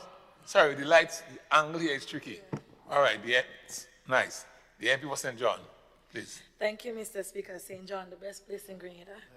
I too would like to join my colleagues to stand on a matter of principle to express my thanksgiving and appreciation and gratitude to the people of St. John for seeing in me not just a young candidate, a young female candidate who was just aspiring to be involved at the front line of politics in this capacity, but they saw in me what has paved the way for a lot of women before. And so today, Mr. Speaker, I give thanks first to the Almighty God for his guidance, his protection, wisdom, humility, and endurance. I also give thanks, Mr. Speaker, to the people of St. John who saw in me 4 years ago, not a month, not 1, 2, 3, 4 whole years ago, to be a servant willing to work, to listen, to learn, and to lead them. And so, Mr. Speaker, I do not take this lightly. I want to also pause to honor those who served in this capacity before me. Every constituency, Mr. Speaker, is built on the labor, the sacrifice, the victories and disappointments of those who came before. And so whether we agree with them politically or not, whether they carried the responsibility of representation in their own time, and they helped shape the democratic path on which I now walk. Equally important, Mr. Speaker, I also want to pay tribute to the women who went before me. And I would name them through you, Mr. Speaker. Ms. Grace Duncan, Ms. Clarice Charles, and now I am the third woman to lead the constituency of St. John. Mr. Speaker, women in public life who had to stand in rooms where their voices were questioned before their ideas were heard. There were women who had to be strong without being called difficult. They had to be firm without being dismissed, ambitious without being misunderstood. And so their presence, Mr. Speaker, made room for others like me and those that would follow beyond my tenure. Their courage, Mr. Speaker, helped widen the doorway. And as a young woman serving in this honorable house, I stand conscious that I am not standing alone. Mr. Speaker, one scripture has guided me throughout my young adult life, but especially so it placed my service into context throughout this political journey. And that scripture verse basically summarizes to say, let no man despise you of your youth. And I want to leave that message to our future leaders in the gallery, Mr. Speaker. Let no man despise your youth. That verse has been more than a comfort. It has been a charge. It has been a reminder for me that youth is not a disqualification for leadership, but it has also reminded me that young leadership must be disciplined, it must be exemplary, must be humble, courageous, and most importantly, accountable. So I have tried, Mr. Speaker, imperfectly but sincerely, to serve with integrity, to listen even when it is uncomfortable, to show up when it is inconvenient, and to remember, Mr. Speaker, that politics is not only about winning office, but it is about earning trust every day after the election. Mr. Speaker, these 4 years have brought progress, but they have also taught me that service is never complete. There are still homes to improve. There are still roads and other critical infrastructure to address. There are still young people to reach, families to support, businesses and entrepreneurs to support, communities to strengthen, Mr. Speaker, and hope to rebuild. So today is not a moment of self-congratulation, but it is a moment of rededication, Mr. Speaker, to my life in service to the people and the constituency of St. John. I want to, especially in a very big way, Mr. Speaker, thank our beloved Prime Minister for his leadership and confidence, for his tenacity, and most importantly, for believing and trusting his team. And I want to thank, Mr. Speaker, my cabinet colleagues and parliamentary colleagues for the shared journey, my constituency team, the branch members, supporters, public officers, our churches who continue to pray for us every day, to the community leaders and every citizen who has prayed, Mr. Speaker, who has encouraged, who has corrected, challenged, and stood with me. So to the people of St. John, I want to say a big thank you. Thank you for believing in me. Thank you for trusting me.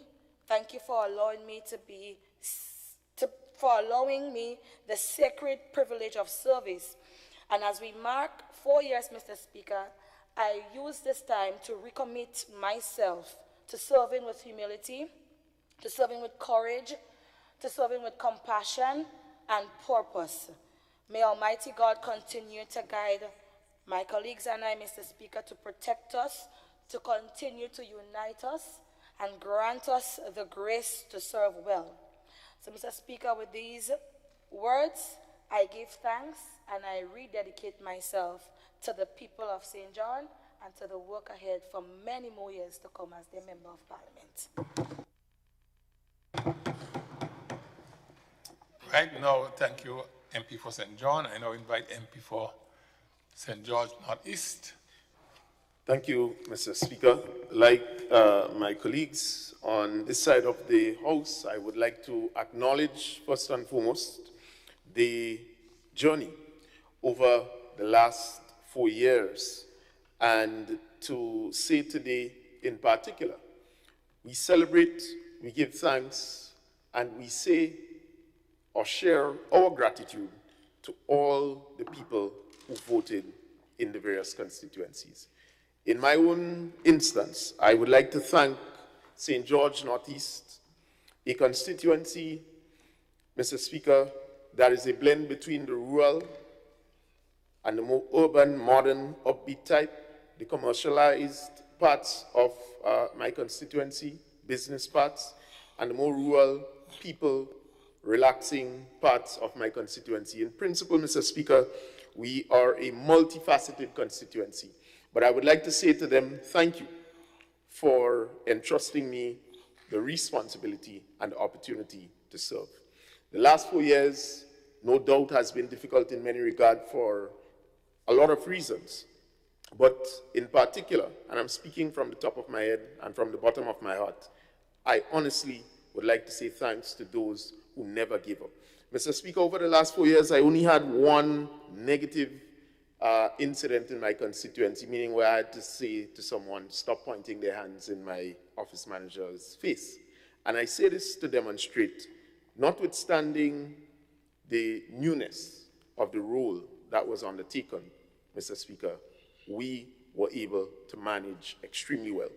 And for this, I would like to place on record my gratitude and appreciation to the Honorable Prime Minister for his confidence in many regards. I can recall attending the conference, the OECS conference, the 7th, on his behalf, along with the Attorney General. We both represented Prime Minister and the Foreign Minister.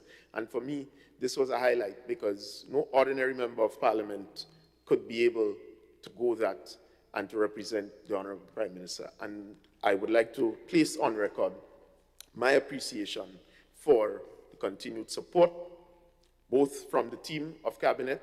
I can tell you they have been and become my brothers and sisters. Honorable Tevin Andrews, Mr. Speaker, is a known political brother of mine and goes far beyond the politics with me, but definitely this Cabinet has been one and a source of friendship and comfort, a team and unity over the last 4 years, and I give God thanks and praise. My family, Mr. Speaker, my wife, my mother, my brother, my sister, my two beautiful children, my aunts, my uncles, my boatloads of cousins, my family in the diaspora, and supporters, you have been nothing short of a great source of support for me. So from the bottom of my heart, to each and every one of you who supported, assisted, shared your concerns, shared your support, I honestly say thank you. Thank you very much over the last 4 years. Thank you, Honorable MP for St. George Northeast, and I now invite the MP for Carriacou Peter Martinique to take the floor. Thank you very much, Mr. Speaker.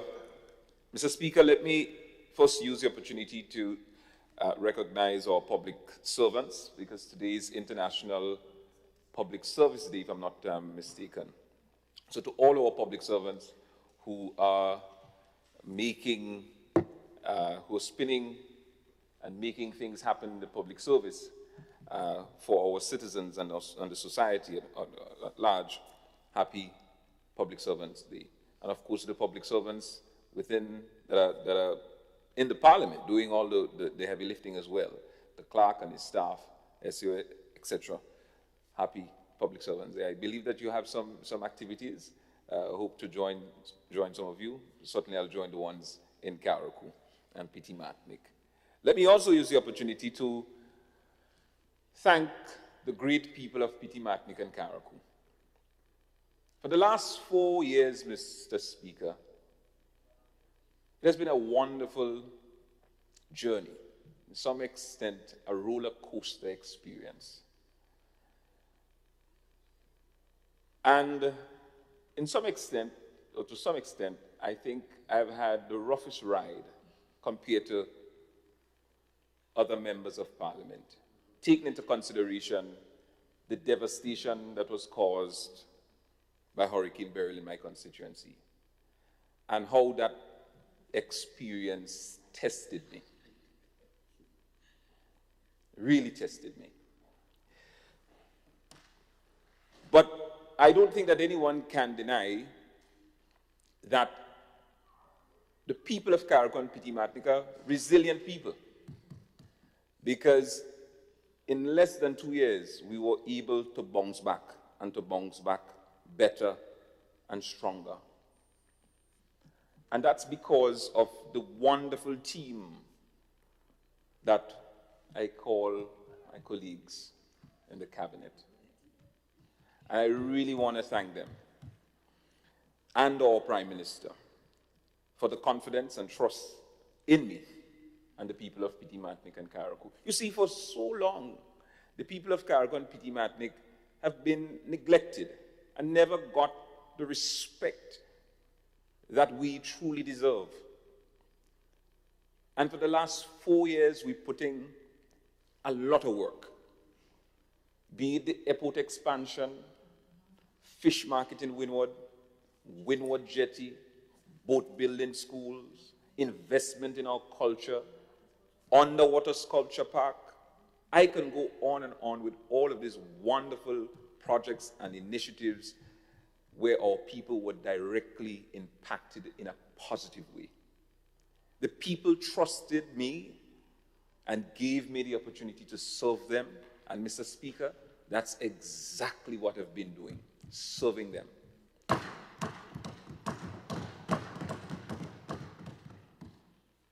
And I look forward in continuing to provide service to the people. You see, Mr. Speaker, my life has always been a life of service. From the time I know myself in my community in Carriacou, a little village called Belmont, or Machela in Belmont. That's all I've been involved in, community service. So this is not a pretense. The politics is just a platform, a vehicle that allows me to give greater service.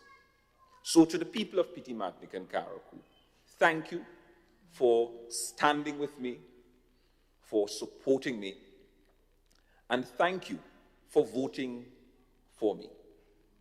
You see, Peter Martinique and Carriacou has always supported, for a very long time, a different political party. And this is for the young people in the gallery, Mr. Speaker. My political journey started back in 2013. I first ran as a candidate in 2018. I lost. But though I lost, I remain steadfast on the ground, putting in the work. And then I ran again in 2022. And today I'm standing in this honorable house. I make the point to show to our young people and to people in general that when you're believing something, if you want something bad enough, even if you attempt and you fail, never give up. Keep pushing. No matter how long it takes, you will get there. Believe in yourself. So, I'll continue to serve the people of Carriacou and Petit Martinique with dignity and with tenacity, and continue to agitate and fight for them so that we can continue to lift Carriacou and Petit Martinique higher into the future, from poverty to prosperity. Thank you, Mr. Speaker. Thank you very much, MP for Carriacou and Petit Martinique. I now invite the MP for the South St. George. Thank you, Mr. Speaker. Mr. Speaker, let me just start by saying that today is indeed an emotional time for me, Mr. Speaker. Mr. Speaker, I witnessed a time when even I did not believe in myself that a community, a constituency, Mr. Speaker, and Grenada, Mr. Speaker, believed in me. Mr. Speaker, not one day go by without me being grateful for that. And I want to say to the people of Grenada, Carriacou, and Petit Martinique, and to the people of the constituency of the South, thank you. Thank you for believing in me. Thank you for putting the trust in me. Mr. Speaker, when I made up my mind to run, in 2018, the constituency, our side lost by 858 votes. And I still have those numbers in my head. Mr. Speaker, 2022, we won by over 1,000 votes. 1,069 votes, Mr. Speaker. Almost a 2,000 vote swing. And Mr. Speaker, I do not take this for granted. I couldn't do it alone. I want to thank my mom for her support. When I told her I was getting involved in politics, I thought she would have said no. But she supported me throughout this journey, throughout. Mr. Speaker, I want to thank my neighbor, Ms. Patel. I want to thank my family, the Clark family, my family in the Stones, Mr. Speaker, in Crowshoe. I have roots in Southeast also. Mr. Speaker, I want to thank my sister, Ova. Mr. Speaker, and it's ironic because for years, I was one who was back in the other side. And my family was always back in the yellow side, Mr. Speaker. And, you know, my father and I was strong on the other side. And if my father wake up in a grave, no. He would tell him I'm on this side. He would tell it that's your line. Right? But I'm sorry, Mr. Speaker, that my father could not see this moment. He died in 2020. And that's my only regret in terms of him not seeing me being here today. Mr. Speaker, I want to thank the NDC party, and I want to thank the NDC family, Mr. Speaker, for their support. I want to thank my ministry, everyone in the Ministry of MIT. Mr. Speaker, I also thank the boys by the shop. They create a good sense of recreation for me. In terms of when the stress gets too much, that's where I go to relieve my stress, playing little dominoes and so, Mr. Speaker. And I want to call your names: Troy, Puss, Kai, right? Mr. Speaker, someone like Ms. Carmen, who's always make sure that we are taken care of, not just me, but everyone here, Mr. Speaker. The folks of housing scheme. Mr. Speaker, I sincerely thank the people of the South, and I will not stand here to say that I've done everything right and I was always perfect in the 4-year journey. Mr. Speaker, I'm the first to admit that I did not get everything right.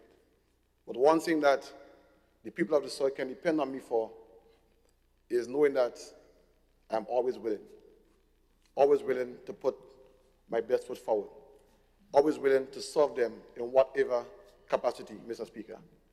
And my attire is always, when I'm in Parliament, I wear this, but my attire is always a slippers, a short pants, and a jersey.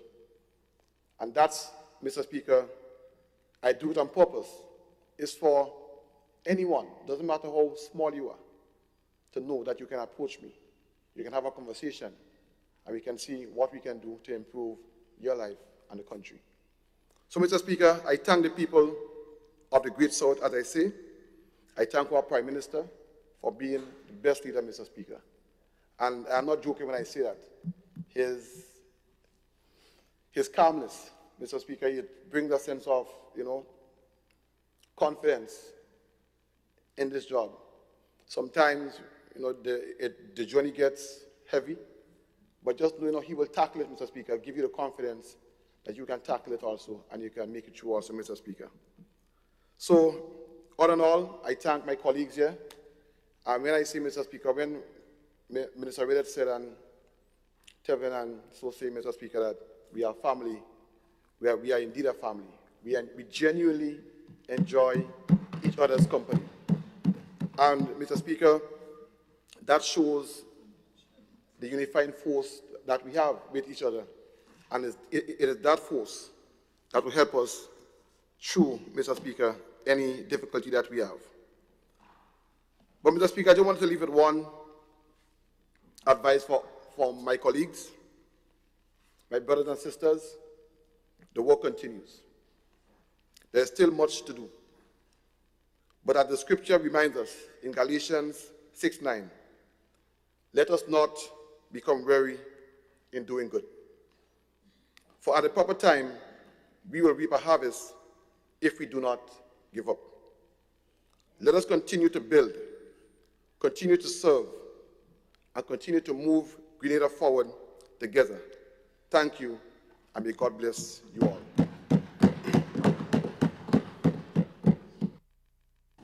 Thank you, Honorable MP. I think that looks like it now. Oh, sorry. Leader of His Majesty Opposition. Thank you, Mr. Speaker. Yes, you know I would have come. Mr. Speaker, I rise this afternoon. Mr. Speaker, why my rising has created such an attention? But I rise, Mr. Speaker, to say that while those on the other side take this opportunity to celebrate, that's okay. Celebrations are always encouraged. So, Speaker, I want to advise that they never lose sight of the reality that faces the people of this country. So I know, Mr. Speaker, there's quite a bit of celebration that will take place over the next couple of days. And I want to encourage that great attention be placed on managing wastage. Mr. Speaker, we cannot lose sight of the fact that as we celebrate, we must always be conscious of the needs of our people. And I make this in light of the expenditure, for example, of Grenada's 50th anniversary of independence. Celebrations are great, but if you're going to celebrate and then leave the country with over $1 million, of expenses in decoration, for example. Over $1 million in expenses in food and drinks. Mr. Speaker, I say celebrate, but let's remember the needs, the plight of the people. Mr. Speaker, as you celebrate, I want to encourage you to be mindful of the significant rise in the cost of living in this country. As you celebrate, be conscious that there are many families in this country that still find it very difficult to put food on their table as they grapple with the rising cost of food items. But not just basic food items, Mr. Speaker. There are persons in this country that can tell you, if they compare their last 2 electricity bills, in some cases the increase is over $200, and that is a fact. And 200 might be a very reserved figure. And while I heard, Mr. Speaker, that the government is encouraging through public education, encouraging persons to manage their use of electricity, may I say, Mr. Speaker, that while this is commendable, so we must teach people to turn off your lights when you're not using the room and to not open the door of your refrigerator too often. That's commendable.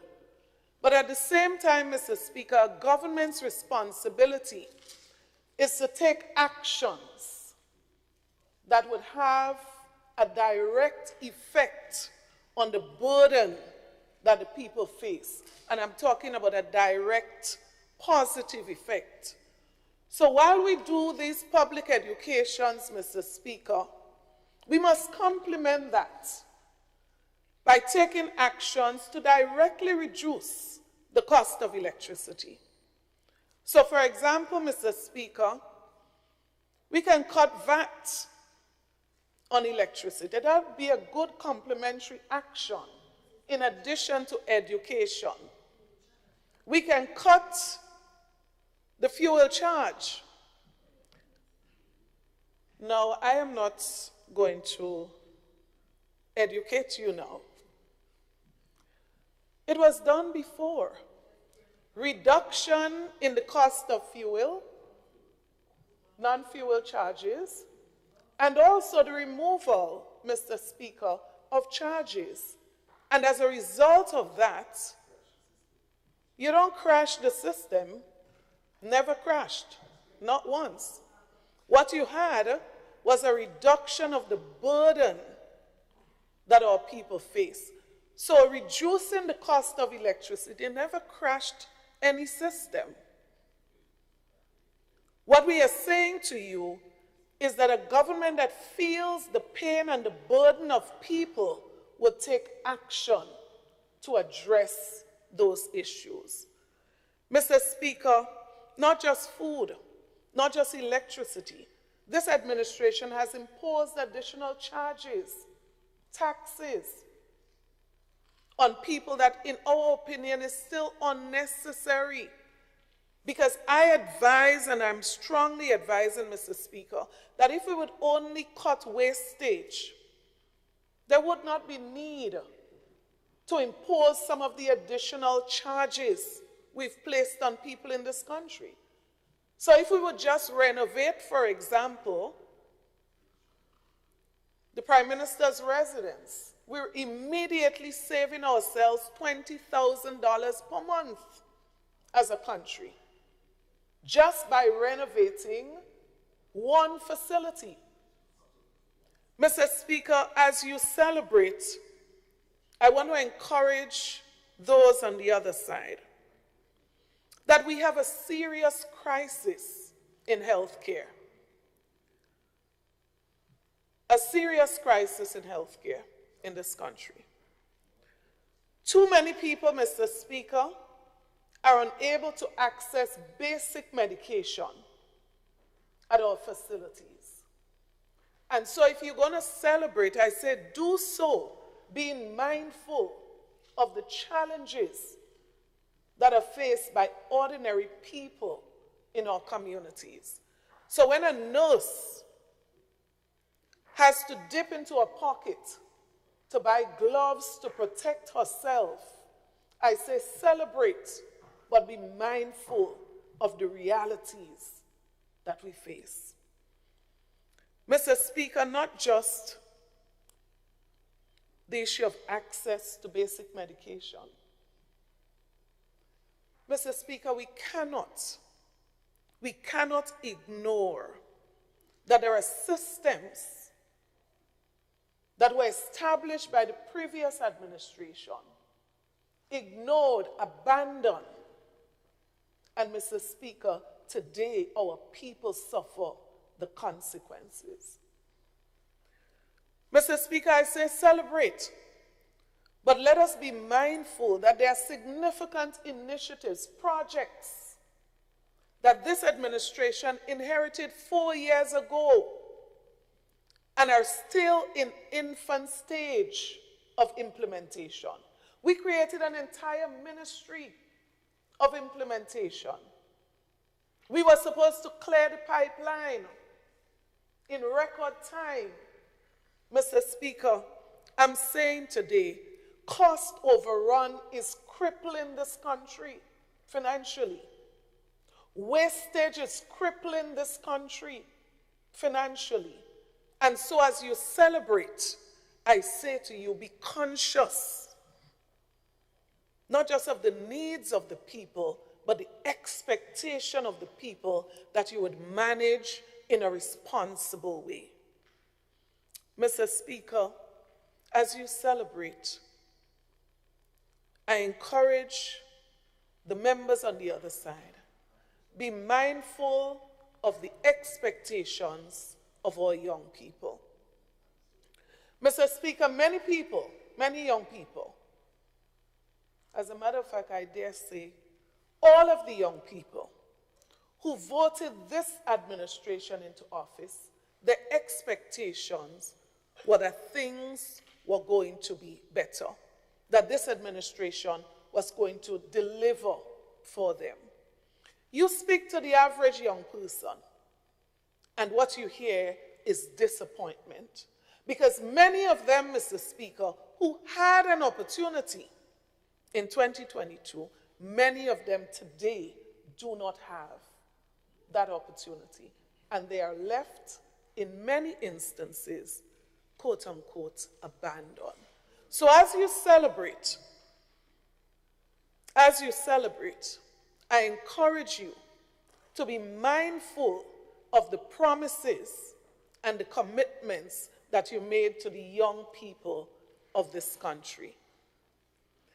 Mr. Speaker, as you celebrate, I encourage this administration to continue to build on the achievements of the previous administration as they would have committed to do.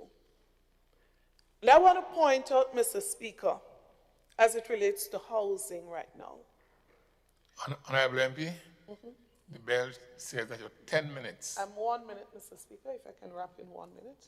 Please. Exactly 1 minute. Please, go ahead. I want to end, Mr. Speaker, by saying the commitment that was made to the people of this country as it relates to houses, 500 houses per year, Grenadian style. Mr. Speaker, to date, 17 units delivered. As you celebrate, I encourage that you find a way to reconcile these numbers in the interests of the people of Grenada, Carriacou, and Petite Martinique. Thank you, Mr. Speaker. Thank you, Honorable Leader of His Majesty Opposition. MP for St. Patrick? West? Well, I may have as well represent East and West today because my good colleague is out on state business. Thank you once again, Mr. Speaker and members of the Honorable House. I join my colleagues on this side in thanking the people of Grenada, and more particularly the people of St. Patrick West, for reposing their confidence in us and in me to guide the affairs expertly of Grenada over the past 4 years. And I just want to tell them that if they think things happening now, just wait for term 2.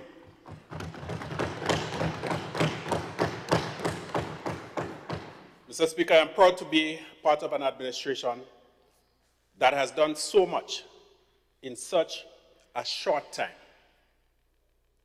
And one of the things I've learned, Mr. Speaker, is that in addition to the old saying that hindsight is 20/20 vision, there should be a new one.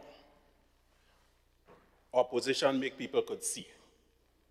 Mr. Speaker, we have done in 4 years things that were not done in 28, and I keep hearing people say 23, it's 28. Don't forget 1984, post-invasion.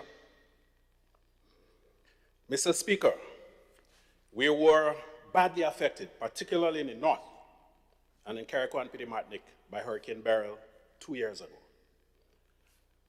I guarantee you, Mr. Speaker, that even though everyone who was affected has not been brought back to a position where they were pre-hurricane, that notwithstanding that, hundreds of people in Grenada, Carriacou, and Petite-Martinique have experienced the benevolent hand of the NDC administration. You can see Build Back Better houses in all the areas that were affected.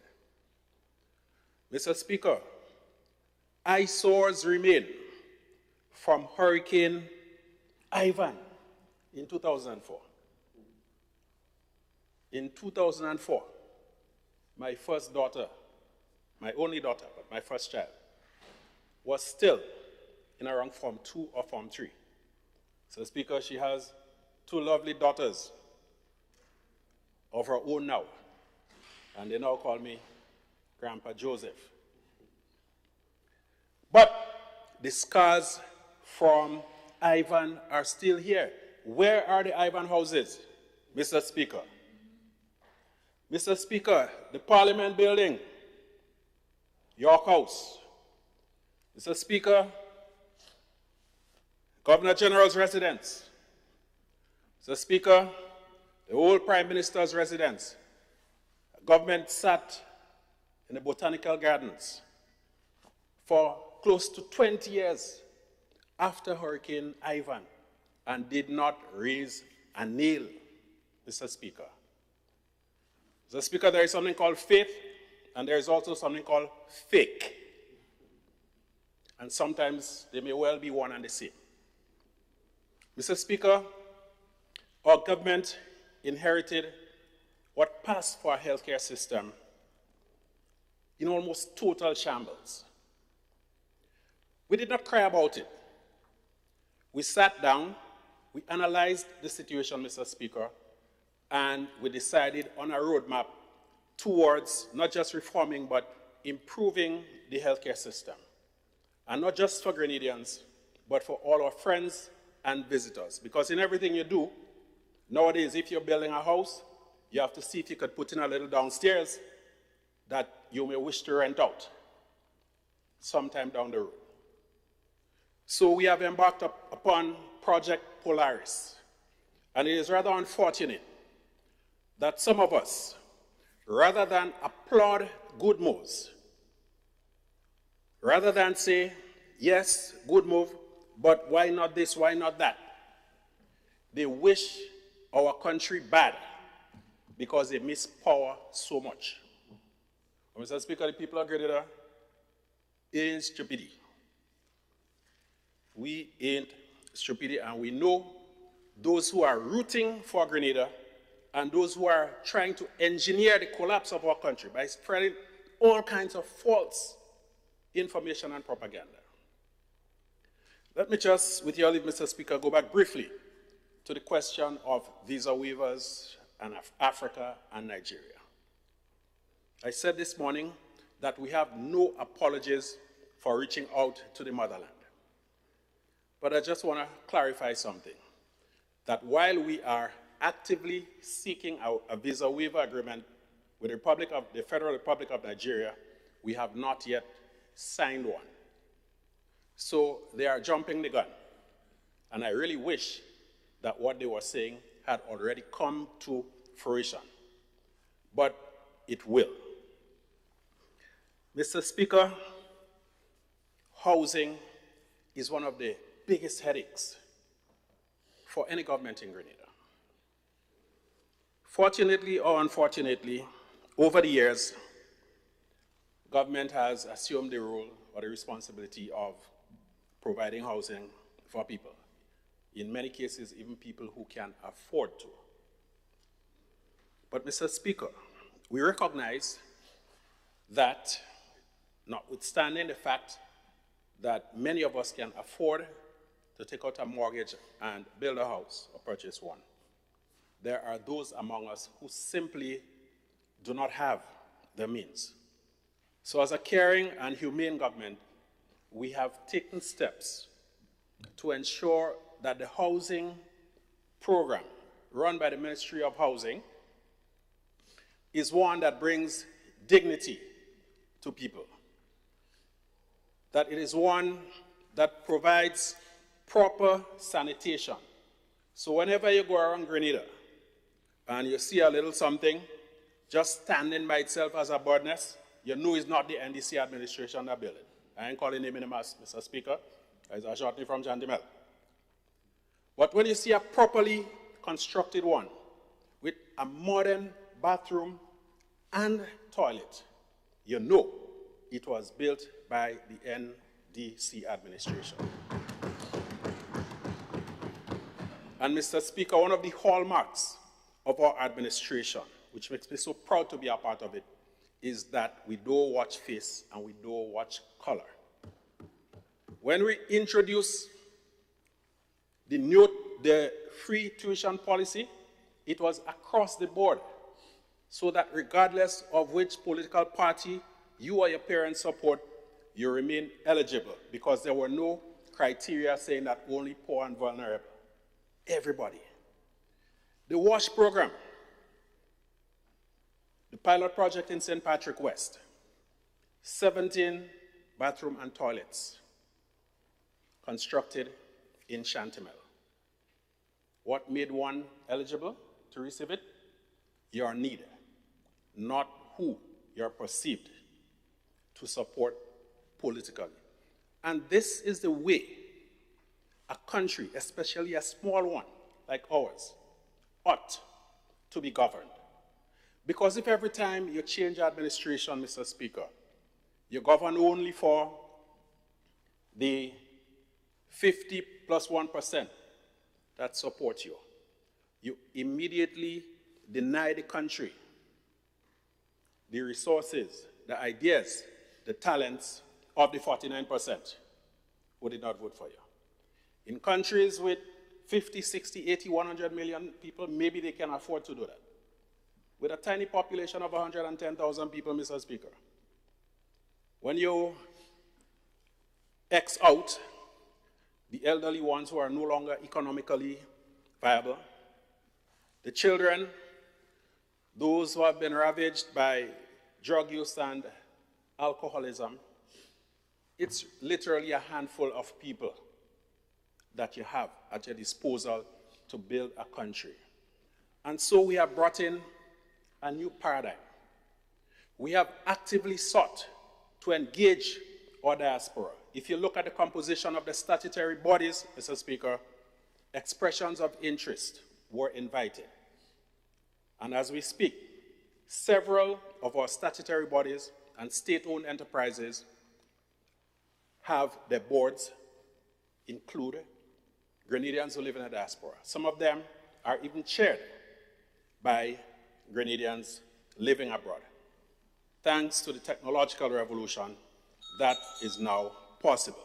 So, Mr. Speaker, I close again by thanking the people of St. Patrick West and East the people of Grenada for electing the National Democratic Congress to government 4 years ago, and on behalf of my colleagues, we pledge to continue working with you and for you so that all of Grenada can move forward together.